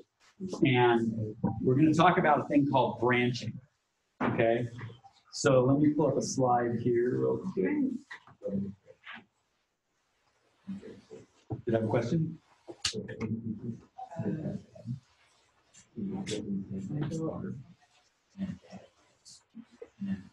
What do you do after insert? That revert back to head. Oh, and you get the VI? Okay, so if other people try to revert, so here's, I'm gonna have to do my little VI lesson. Git will automatically open up for you to make a comment in the default text editor, which is either VI or Vim, right? So that is, I'm gonna just launch one. This is what it looks like in my real world, but you got one that looks slightly different. You hit I, a command like this. So if you were stuck here, you hit the I key, that'll give you an insert mode. And that will let me get out of this one. Let me make a file. So VI test one, right? Was that was file one, right? Was my file. I don't want to pollute my file area. Okay, so I'm in my file in VI. It's a basic text editor. If you hit I, it puts you in insert mode. Once you're in insert mode, you can move around with your cursor. And I can, let's add some stuff. Then what you do is you have to hit your escape key. Is there anybody else who's stuck in VI right now? Hit escape key. I wrote these up here, actually. Colon, escape key, then your colon, then W, and then enter, and that will write it. Then escape key, then colon, then Q for quit, and return, and it'll take you out. Okay, and that will get you out of your VI. I wrote those up there for class. I knew eventually someone was going to get stuck in VI. I just a quick comment because I know a lot of you've been getting stuck in there. It's actually a really great tool that it pops up. So for instance, for your commit message, if you don't do the -M, VI is just going to launch itself. Because think of it this way, Git's saying like, oh, you must want to give me a lot of information about what you just changed. And this is really helpful. This is where you can tell yourself what you did. So future you 6 months from now remembers what that commit was, or your collaborators can actually see that narrative. But sometimes you might just have a small thing that you want to note to yourself, like added the file. You don't need to write a paragraph to say added the file. That's where that -M and then in quotes added a file is really helpful. So if I do this, my file, because I just changed that file, right? I just changed it in VI. So if I do a Git status, you'll see that it's been modified, right? So let's do a Git add. File1 txt Git commit without it. Again, now what Pamela said, this is open this up in VI. It's giving me a window to make a really long commit, and a really long message, and I should say something about this. Like, I'm going to write something that would look more like a real message, right? Like the messages matter. So if I were really working on a piece of code here, a typical commit message read would look something like this. Modified function, write output, whatever the function name is, on line 376 to parse on let's just say POS tags, and pass modified value to, et cetera, et cetera, et cetera, et cetera, right? Like I would leave a very detailed comment, typically with line numbers like that in there. And so I know exactly what happened, because then when you read your log is much more valuable and interesting and useful when you can see those kinds of comments. So you do want the comment. We've been just kind of throwing around these very simple comments, but that's really the best way to do it. So I'm going to quit out of here now. Boom, now I have my new commit that's in there, and that's the comment. So if I git log, you can see that it's showing me modified function right output online, boom, boom, boom, like that I just put in, right, in VI. So everyone understand what just happened there? I just did it by doing a full VI. Okay. All right, let me get out of here. Boom, boom. Okay, so now we're going to talk about branching and merging. And branching, this is where the money is. This is where the real power of Git actually comes into play. So if I can find my PowerPoint here, and then let me put in the slide. So this is going to be, it's a little bit hard to wrap your brain around at first, because it seems sort of impossible until you've seen it in action. But then once you see it in action, you get what's going on, you will immediately love branches, right? And it works like this. So far, everything that we've been doing has been on the quote unquote master branch in Git. By default, when you start a new repository, every single repo has a master branch, and that's where you are to the beginning, right? So if you don't create any other branches, you just did master. And our world looks like this. We ignore this bottom line, and let's imagine these are our commits. So on our master branch, we've committed once, twice, 3, 4. We have 5 times that we've committed, okay? What branching does is it allows you to make a copy, to branch off literally at a certain point. So let's say I'm on my second commit, and I've decided I want to work on 2 different things. Let's say my main branch, I'm working on part of speech tagging, right? A set of code. But I decide in the middle of that at the same time I also need to work on named entity recognition, right? In the same code base, right? What we can do is we can create a second branch, right? Here we've labeled it development branch, and we'll talk about what you name them in a minute. And what it does is it makes a mirrored version of all of the code of the whole thing at this point of this commit. From that point forward, and here's where this gets really interesting, I can just flip back and forth at will. So I can work on this branch and make a bunch of changes, and I've made a commit on this branch, but this commit here does not change anything in this branch. If I switch back to this branch, it's still this commit chain. I get another commit, and so I have effectively 2 totally separate code bases, it seems like, at some point, moving on here. And I could have 20 of these, and if you're working for Google, you have 300 of these, with all the different developers that are working on something, right? And I want to pause real quick just because Carl hit up on an important thing. This is really great when you're working in teams, because Carl may have some code that's really great, but I think I can do a better job. But I don't want to mess up his code, because chances are I probably can't do a better job. So I'm going to make a branch, and then I can play. It's a development, right? I can screw it up, and it's not going to mess with him and any of his workflows that depend on that pipeline.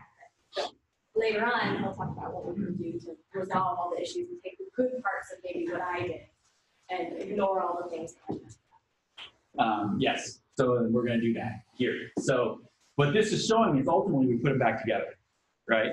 We hit a point where we do what's called a merge, where we merge these back together.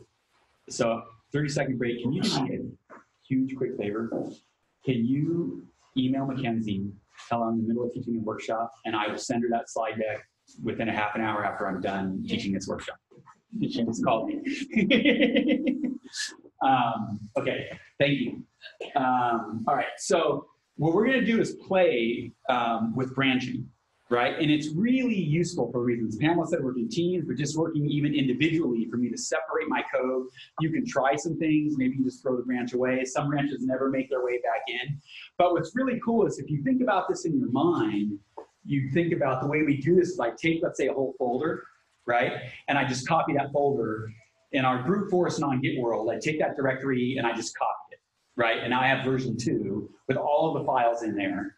And then I would go and I would make those changes. Well, if I ever get to a point where I want to recombine those things, that is a nightmare scenario if I have to do that by hand, right? But Git provides us a way to say, now just put those directories back together again, right?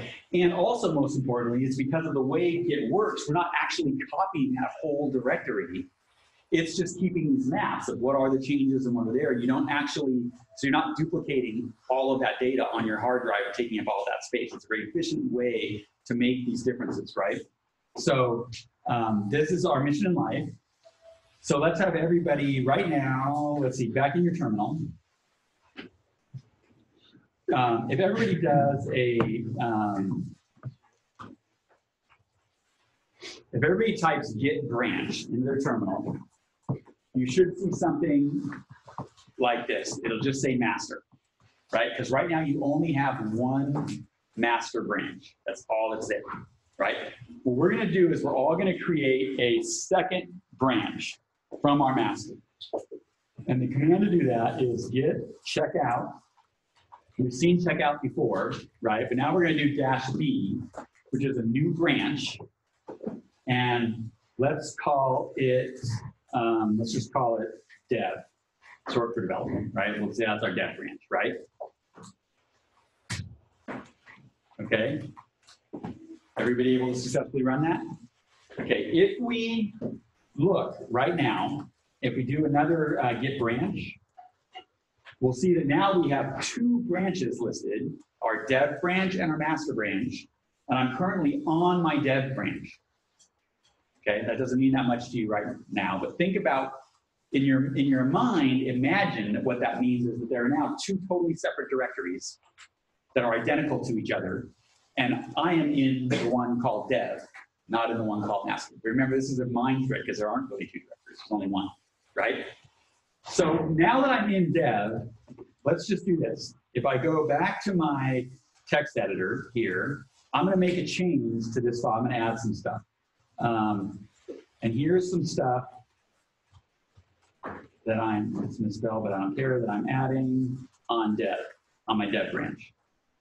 Okay, so I've changed the file, right? I've added some new stuff. I can't take, I got this stuff.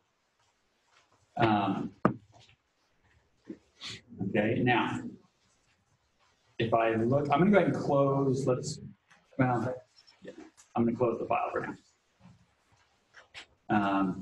Okay, so now I'm here. If I do what we all should recognize, and everyone should still do this around, if I do a git status, I'm going to see that it's been modified, right? So I'm going to first add it to my staging. And then I'm going to do a git commit.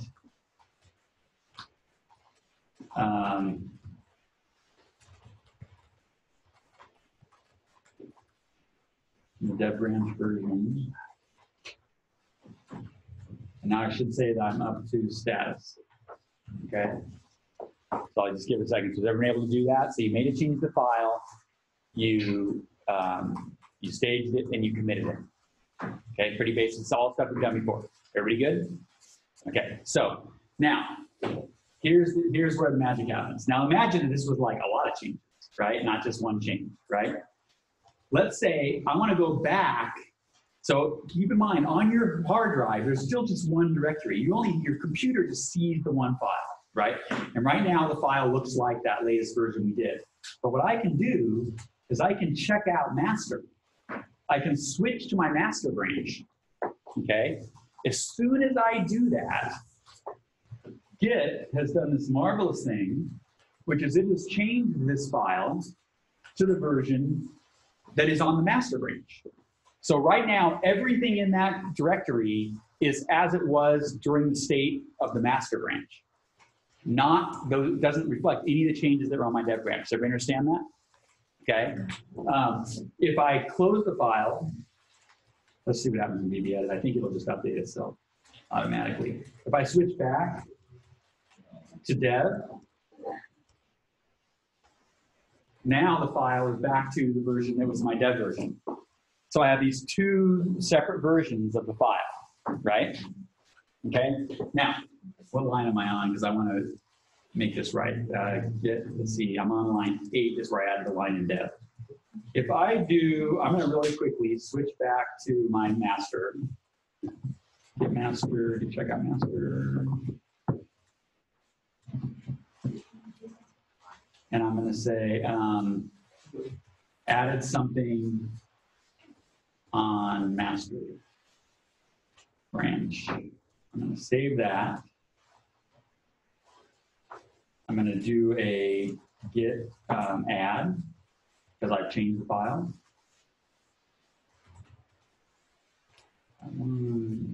Commit. Make changes on line 8 in master branch. Okay.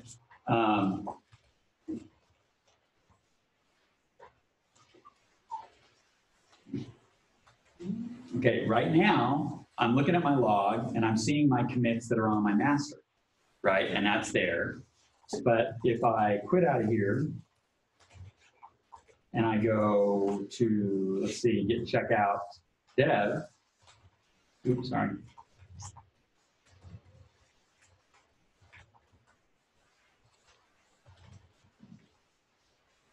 Okay, I have a log history for my dev branch because that's different. The file is different, right? I have two versions of this file that are now no longer the same, right?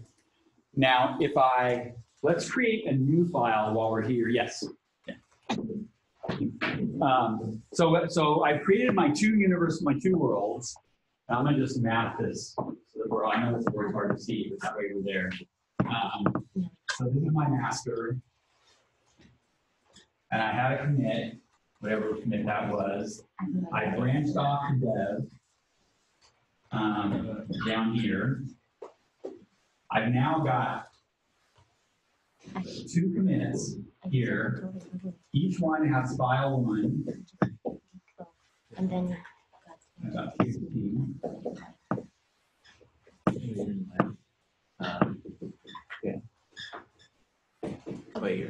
But they're different, right? They're not the same file. Okay, so that's what we're living at right now. And I'm currently, my active branch right now is I'm currently living in my dev branch. Okay, so what I'm going to do is I'm going to create a new file in my dev. Let's go with new text document. Let's go, this is a second file that I really need. I'm going to do a save as, put it there, and let's call this file 2 text. Okay. Now, if I go here, let's grab this. If I do a Unix LS, I can see both my files are here. If I do a Git Status, what you see is I have this new file, file 2. I haven't made any other changes. Right, is everyone with me so far? I'm going to just do a git add and a git commit. I would restart it.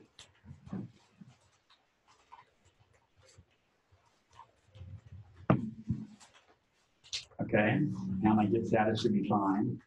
And now, so there's nothing there, so I've committed that. Now this is going to be really interesting. So I just did another commit here.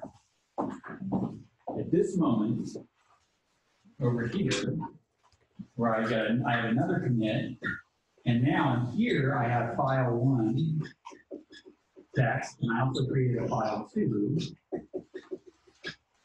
text, right? And this has just kept going. I haven't recommitted anything. So up here, I still just only have one file on my master branch. My master branch doesn't know anything about file 2. And we can see that by right now I'm on my dev branch. If I do git branch, let's just be that sure I'm in dev. We can see here, right? And if I do an ls, we see 2 files. And just for kicks, let's look at my file system. We see both of those files. Now watch what happens. I'm going to check out my master branch. And as soon as I do that, there is now only one file. Because my master branch doesn't know about file 2, right? And the version of this file is different on one line than it is in version 2, on branch 2, right? Okay, so you can start to see exponentially how you gain a lot of flexibility here, right? And things that happen. So this is our current state right now, and then here's where we're going to do the magic. The file that's there is different, and what we want to do is we want to now bring these back. So if I go here, let's say this is what's going to happen. I'm going to add that it brings the two back together, okay? And then I'm back to a single branch, right? In truth, until we remove this actually continues to exist. It doesn't just in, you have to specifically tell a branch to go away, and we'll talk about cleaning and stuff in a minute. Who can tell me what's the issue? There are 2 different versions of the original file. Right, that's there. So it seems pretty easy to just move the other file in, but there's 2 different versions of that one file, and we have to deal with that somehow. And Git is very smart this way in that it knows when things are different and when they aren't. If they aren't different, then you just don't even have to hear about it. It's just going to take care of it and roll it. But if there is a difference, then it's going to throw you into a universe where you have to do something to deal with that difference, right? So the command that you need to know, which is your basic command here, is first of all, let's see, I'm in branch, right? Git branch, I'm in master. You move into the branch that you want to merge into. So what I want to do is I want to pull dev into master. So I've made sure that I am in my master branch, okay? That's crucial for this endeavor. You don't name the 2 branches, right? So where you are matters. Know your location when you start to merge. And then what I'm going to do is I'm going to git merge dev, okay? The merge command. So git, which you always have, merge is the command name, and dev, I'm telling it which branch I want to move in. Keeping in mind that I could have 20, 30, several hundred branches active, right? Once I do git merge dev, we're going to see what's going to happen. Conflict, merge conflict in file 1 text, automatic merge failed, fix conflicts, and then commit the result, okay? So it's telling me that it found a conflict and what I need to do to solve this problem, right? I'll do this in my text editor rather than in VI because it'll be easier to see. So you can see that it has actually moved file 2 over. It didn't tell me anything about it. It just happened. I can now see file 2. But if I open file 1, I get this. Let me see if I can zoom this in so you guys can see that better.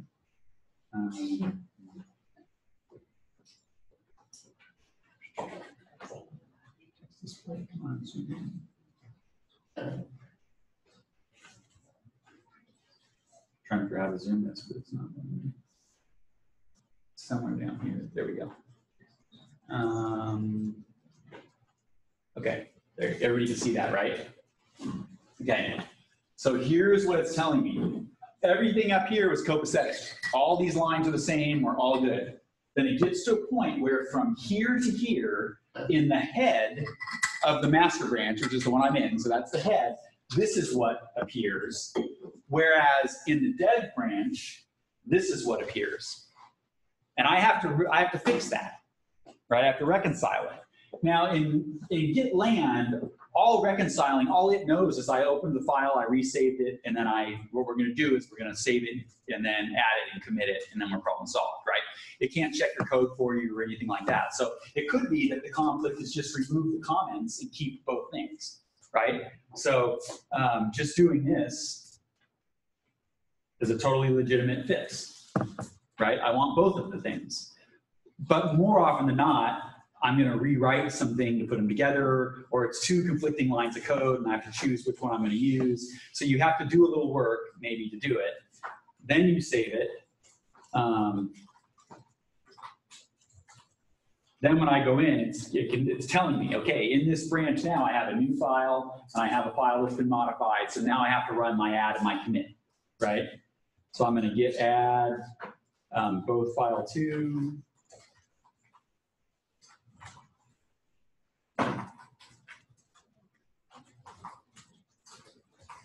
And then I would say something like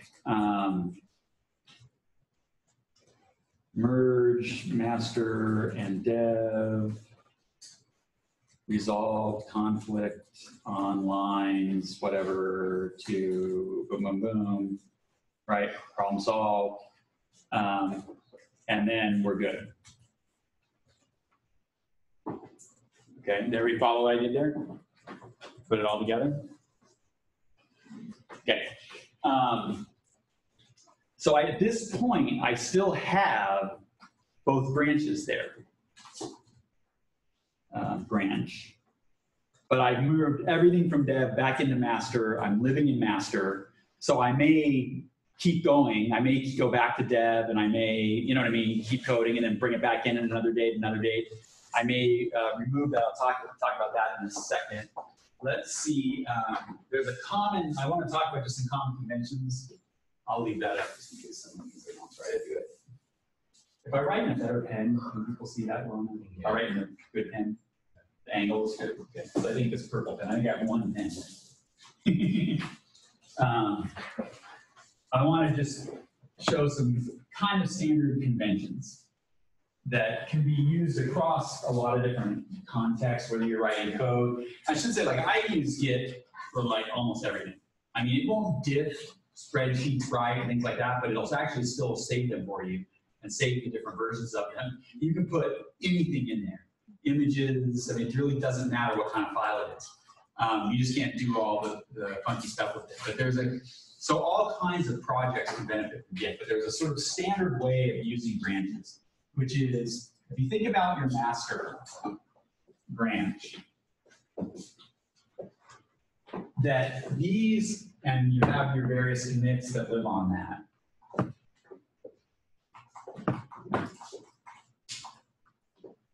Think of your master as a release branch, right? So it's like when you actually have a stable version of something that you are giving to somebody, right? Like I submitted it to someone to read, or I submitted the code, you know, we rolled it out in the real world, like for active development, right? So we tend to reserve master for those kinds of snapshots. And then people will typically label their commits with some things that look like, you know, 1.0, the things that you see when you look at software, you know what I mean? So anything that has that, like a public stable version where you're sort of saying, yes, I'm canning that in this way.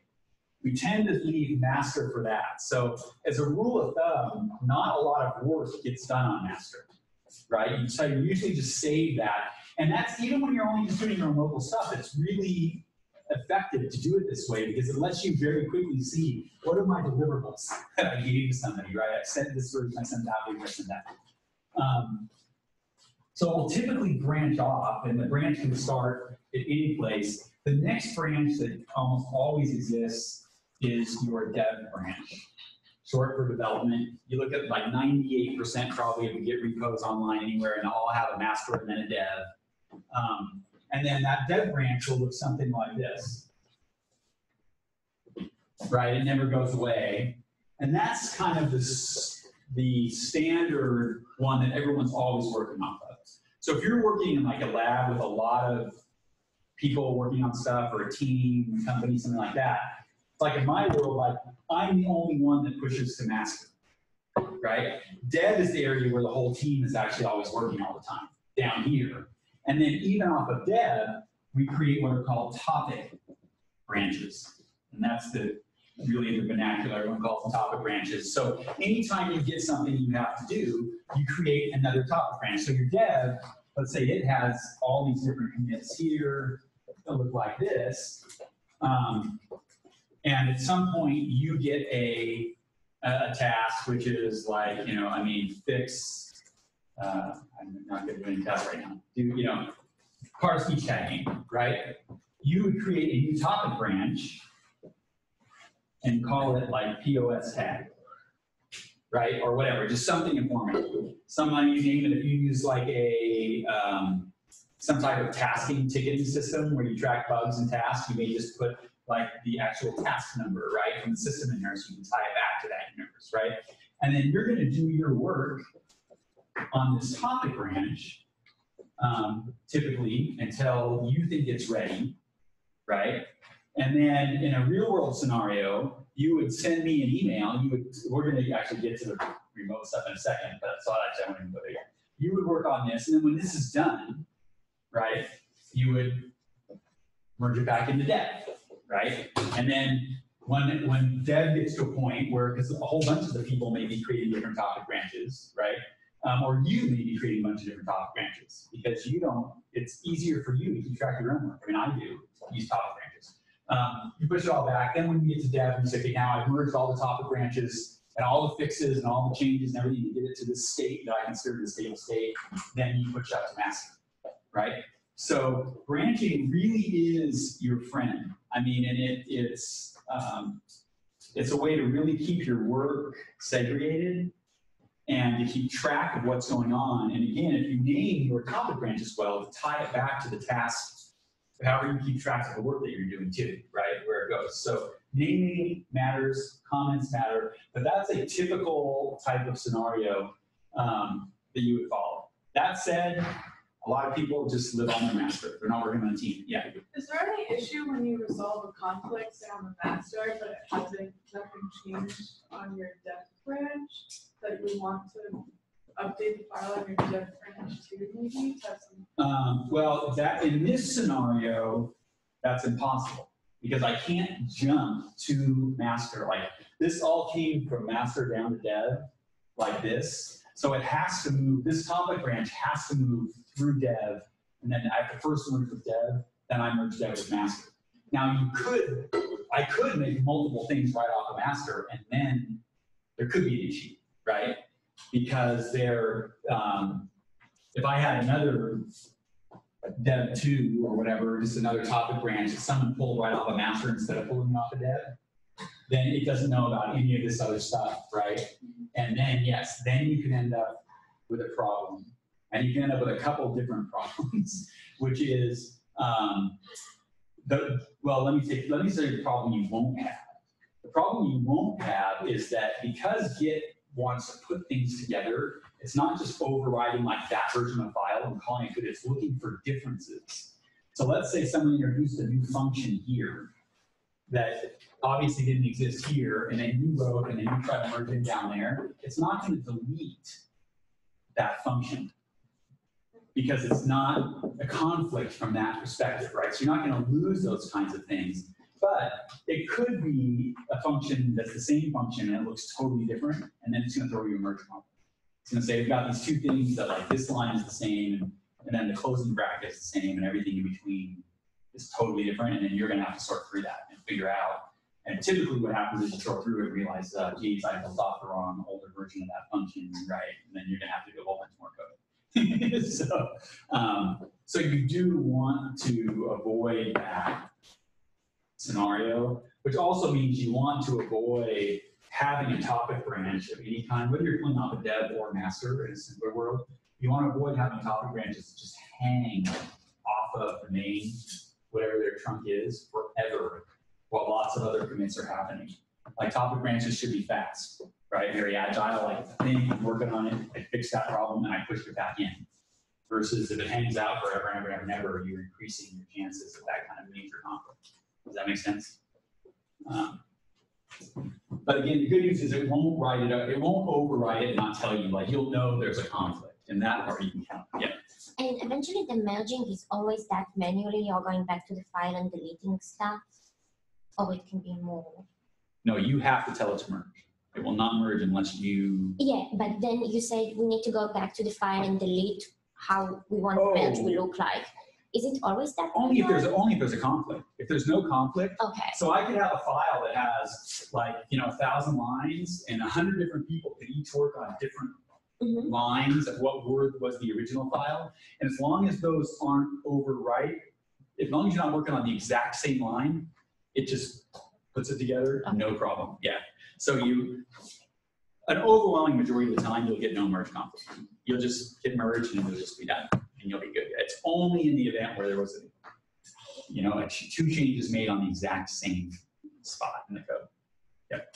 If you're trying to use Git version control, a project that has like PowerPoint files in it or Microsoft Word documents, and there are conflicts, does Git try to insert some kind of comments into the files to tell you where the conflicts occur? And if not, how do you know where the conflicts are? No, it'll just tell you I can't. So you have to kind of it's just confused. Yeah, it just tells you like this went bad. You know what I mean? They're trying, the new version of Git is trying to deal with CSV files that can become, that's coming out. It's supposed to deal with them well, right? So you don't end up with this bad data problem. But yeah, what you'll typically get, what is in those like Word files, any kind of binary files like that, what you'll end up getting, and even though the Word files aren't binary anymore, they're XML, part of it's XML, part is binary. It gets this, you just get this global, like every single time it thinks everything about it is totally different. That's what it does, right? I mean, it actually just thinks this entire file is different. So even if you change nothing, but just hit save again, because metadata gets rewritten in the way Word works, Git now thinks that's totally different. So like the diff functions and stuff are useless for those kinds of files. But it does still save a perfect snapshot of that version of it for you. Yeah, in the back end. So it seems like we talked a little bit about this, but that complex could be very problematic. Is the way that you get around that is by kind of outlining what you're going to work on, and then you have specific spots to go in and punch in code. It seems like if you were working on, we fixed 3 lines, but if you're working on a 2,000 line project and you have changes all over the place, that can get out of hand very quickly. It's surprisingly by, and this is anecdotal, but it's also not, I mean, it's a lot of people's anecdotal experience. If you think about it mathematically, this pans out. The longer the file, you actually decrease the odds of 2 people working in the exact same piece of code. So it's not as big a problem as you think, actually. It just doesn't come up as much because it's not very common in any development scenario where you tell 2 people, you both go off and simultaneously try to fix this exact same thing. When you do that, it's usually because you're under some huge gun or you're trying very consciously to see who comes up with a better solution, in which case you're not going to try to merge those together because you actually have created difference on purpose, right? Most of the time, people tend to end up working even in the same file in totally different places because you're trying to solve a different problem. Where you run into those problems typically is that somebody will go change some function that gets called because they decided they needed to get one more piece of data back from it, right? And then someone else will do the same thing in the other direction, right? And then you end up with that whole function. And then those actually tend not to be that, they're a problem for the merge, but they actually become a task in and of themselves because you realize is someone has to actually rebuild that function, right? So it doesn't actually, it's scary, but it's surprisingly robust. I mean, it just works really well. Just in practice, we don't tend to overwrite each other that much in the same line. I'll go back and I just want to follow up on that because one case where I've had that happen to me is for our website at VSI. We have it on GitHub, which is great. You guys can check it out too if you want to see all the bizarre commits that I make and comments that I put on there. But say I forget, I make changes to an announcement or an event, and I forget to commit them, then my colleagues might be also working on that same event or adding to it for the repository. And so when I go then to push my changes, then I have a conflict because there are 2 different versions. So if you are working on it, it's good, as Carl mentioned earlier, to what was it, your commit and comment verbosely. If you want to see that happen, I made changes, I like my changes, commit them immediately. Don't wait and say, oh, but I'm going to do more. That's the beauty of Git. You can do this 1,000 times and it's not costing you anything. Yeah. So that's one way to avoid it creating branches for you, is just make sure that you're continuing to get your commits there. So the latest file is what someone else would be grabbing to work on. Or that, and I'll mention that that other person could be yourself on a different commit. Right, yeah. So keep that in mind. So when you have a file and you see the first part, person A is going to work on it, the second part, person B, third part, person C, and then you will work on that and you want to merge it. When you merge, how do you know which one is going to go first, which one is going to go second? How do you know the order of those. So Git will take it, if you think about it, that the original file had insertion points in the original file, and all of those new versions are mapped based from that original. So it knows that this was the original insertion point where you started working. Even if you created 20,000 new lines, it knows that those started there. So then its map, it bumps this whole line down, right? And so it actually does a really good job by just keeping, because remember what it's keeping in its head isn't copies of the files, it's this giant map of every character position, basically in every file, and every place where an insertion point happens, right? And so all it has to do then is just start sliding everything. So you remember the point where you started working in the first original? Yes, exactly, yeah. Thank you. Where was that change? Yeah. And it puts it back there. I don't want to imply that it never makes a mistake. I mean, you know, it can get confused, but it does a pretty good job. But like if you copy the whole function and just move the entire thing way down here, you know, it may not notice if somebody else simultaneously made changes to that function where it was. If those changes are really significant, it's going to start to think that these are now two totally different things and not think that that's a conflict to take them, but your code won't work because the functions are still named the exact same, right? In function. It does based on the timestamping. Yes, yeah. It's based on the timestamp, remember when that commit happened, right? And then when you pull a new branch, it knows that it came off that commit, and this is what everything looked like at that moment, right? And so everything is well timestamped moving forward. And then it also marches up. Anytime you commit locally, it's just continuing to propagate that. Other questions? Okay. So the last thing we're going to bring into the mix here now is working with like GitHub, Bitbucket, one of these central services, right? And both as an individual for yourself and also how it facilitates the teamwork, right? So that's the sort of next place to go here. And so a couple things on that front, which is it's a really good idea to connect to one of these. I had you guys sign up for Bitbucket, but GitHub, GitLab, whatever you want to use, even just for your own private repositories.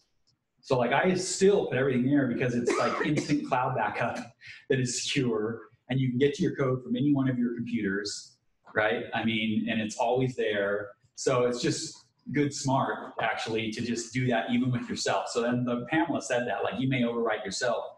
Like you'll find in this universe, because of the way Git works, is you're running Git here, I got Git running on a laptop, and I've got 3 different laptops that have Git running on it, and I've got a desktop that has Git running on it, and I've got a couple servers that have Git running on it. Like I'm my own collaborator, because at any given moment I may be working on the same code from any one of those, right? And the only way I can do that is by moving through the fact that I'm pushing things to GitHub or Bitbucket, right?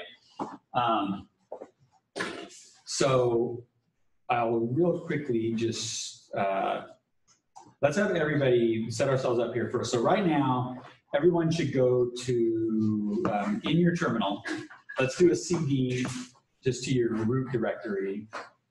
And actually I'm gonna go PWM first, because what was the name? Git Workshop, okay. If everyone goes to cd/git workshop, that'll put you back in that first directory you created, but not the temp directory where we've been making all these files. So if you ls, you'll see the temp directory, right, is in there and nothing else, right? So everybody get back there. So one of the first things that you will do, actually, whether you're working in team or not, is pull a code base down. It's one of the powerful things about Git is we can use it to share our code with others, right? It's aside from just working on code together, to actually share code. So if everybody goes back to that Bitbucket, and everyone should be there, go to Bitbucket/Stahmer.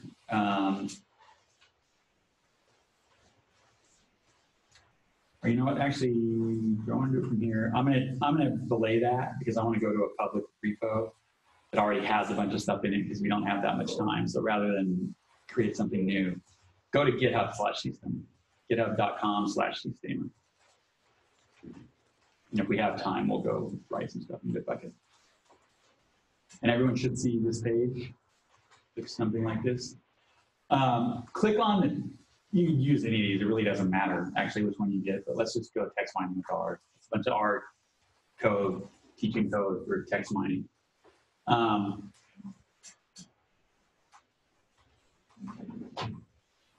If you go here, is everybody able to get to this page?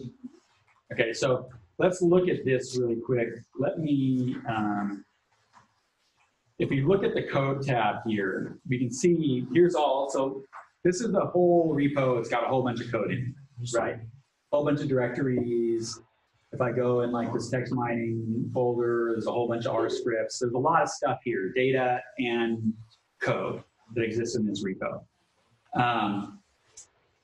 You can use Git, now that you have Git on your computer, to easily get all of this code. Just bring it down to your computer. And the way to do that, if you, everyone looks here, my little spin right away, there's this clone or download button. If you go to clone, it gives you this, all you have to do is copy this. I can actually click this little button here to copy it to my clipboard, right? Boom. And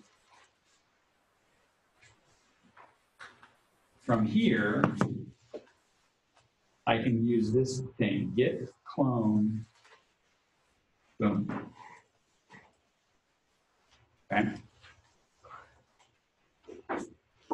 So your command is git clone and that URL, and hit go, and everyone should do this. And what it's doing now is it's actually bringing that repo down to my local computer, right? This is the reason why I put everything in that one directory. You can throw all this away afterwards. So that I'm not polluting your hard drive forever. Although this looks like this is going to be a long, slow download because we're all hitting it at the same time. So maybe this wasn't a good one to choose.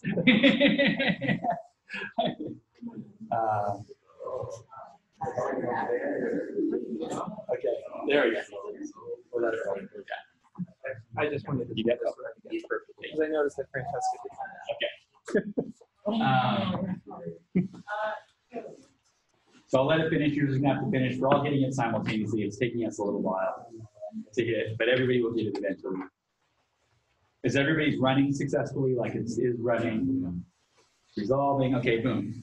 So now if I ls, I now have this whole repo under Git control on my computer. So if I go text mining with R, I'm going to CD into it.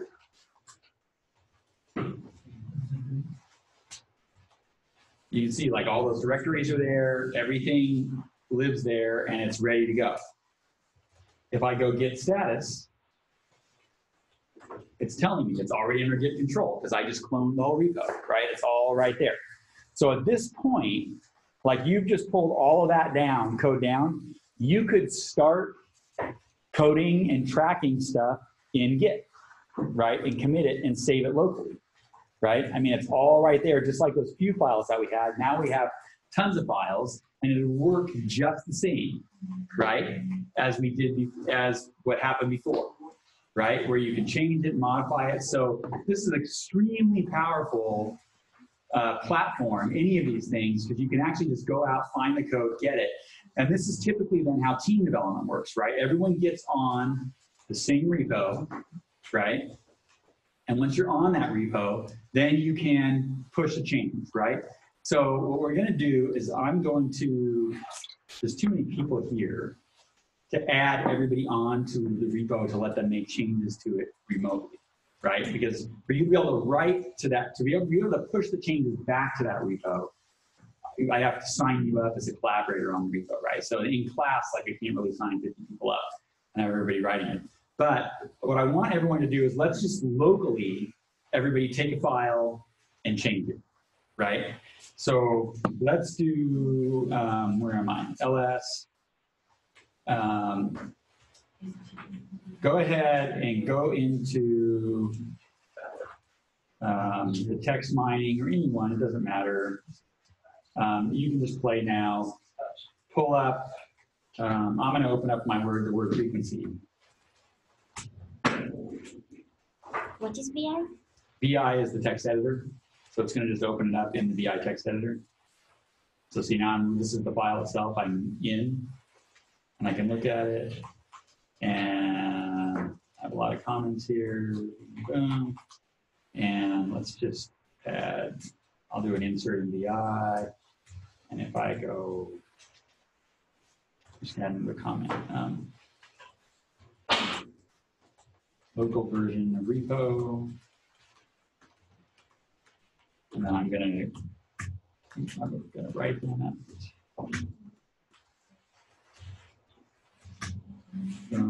Now if I do a Git status, it's telling me I've modified it and we're back. This should all look very familiar, right? I'm off the races. I now have a full repo here. I can change, I can commit, I can add, do whatever I want to do.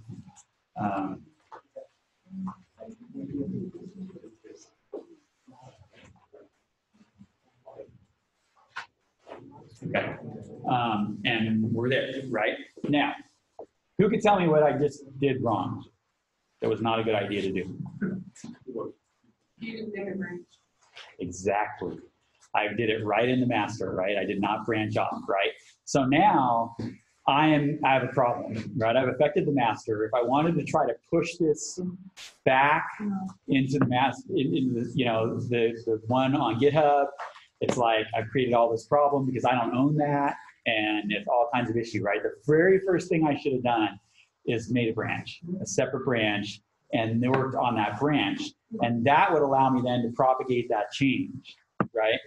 You can go in all of these, if you're working in, like remotely, you can do what's called a pull request on a repo, which means it's a way for me to tell, like if you made a bunch of changes to the code in a separate branch, you would initiate a pull request through GitHub or Bitbucket, and that would notify me that you've made changes in my code.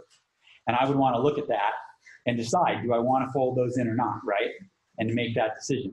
If you're working in a team, you can get by that because I could actually make each one of you directly a collaborator on the project, and then you can just push-pull from the remote repository at will, right, to make that happen.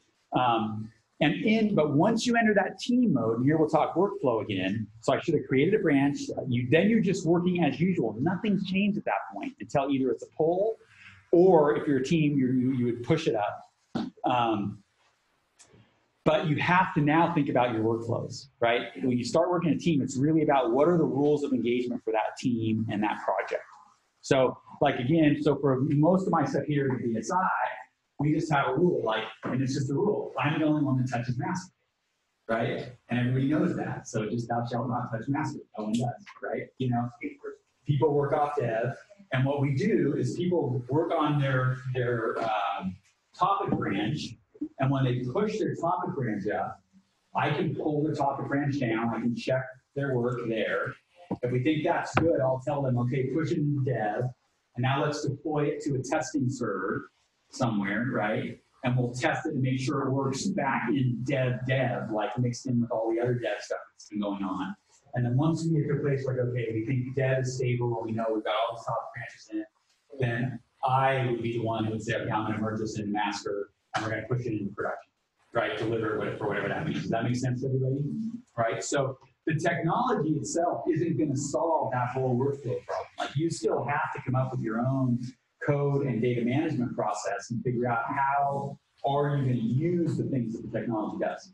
How are you going to deploy the branches, and who's going to be responsible for merging at what level and what goes where, right? So it's not a panacea. It's not going to solve the problem unless you deploy it well in that context. All right, do you have any questions? That part must be faster than I thought. That's all I had prepared. How many of you guys will be working in this setting, or anticipate to be using Git settings? So would a follow-up workshop focusing on that be yes. Okay. Okay. About we can. Yeah, we should probably do that. Yeah, because that's a whole other thing. We can really, in that model, we can sign everybody up, and we can actually pretend we're a single team working on a project, do stuff. We want to do a smaller proof for that too. I think that would make it happen. That's a good idea. Yeah. Next question.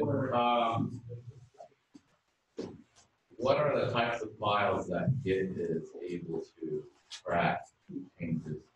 Basically, Talking text files? Or basically text files. Yeah. text? Yeah. So like Microsoft Word doc or Excel, not gonna be able to do that. Not gonna no. Well, you can state like I store all the versions and stuff in there, but you can't dip it. It's not going to understand. It's not going to handle the merge complex. Every single version it sees is a completely, totally new and different file, right? So there's none of this smart putting together like you get when you're dealing in the ASCII world. So it's some value, but not as good a value. But You talk about how to team stuff up. So if your dev branch is free, close it, not repeated, or Git RM. Yeah. So it's pretty simple. So if I just do an RM, then it just like it'll just take it away from you. You know what I mean? And once it's gone, it's gone. So do you need to be in the branch if you're hitting Git RM, or what do you branch? No, you name the branch that you want to go. Yeah, you name the branch you want to go. And you do that for files too. You can remove files, same thing, out of Git in that way. So, other questions? No. And so I will pick on that. Branch cleaning is important. Like you can imagine those topic branches, they get, you can start to have hundreds of them, right? And it gets really unwieldy. So you do want to go through periodically and clean out. Like I'll typically leave a topic branch in place, you know, for a couple months. And then after that, I never had to go back to it. And clean those things out. You can also go through a lot of you can pull branches independently. It's like we just did a Git clone on a bucket, but you can do a Git pull just a specific branch. You don't have to bring out entire repository. So I can just selectively set every single look at that branch. I just flip it out. Any other questions? Okay, that's it then. You guys can talk about yourself. Thank you. Thank you.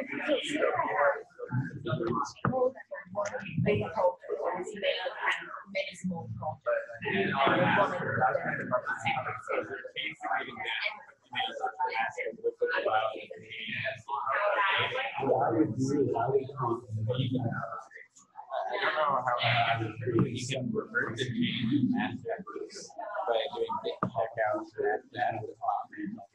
and that'll how will your master work? I don't really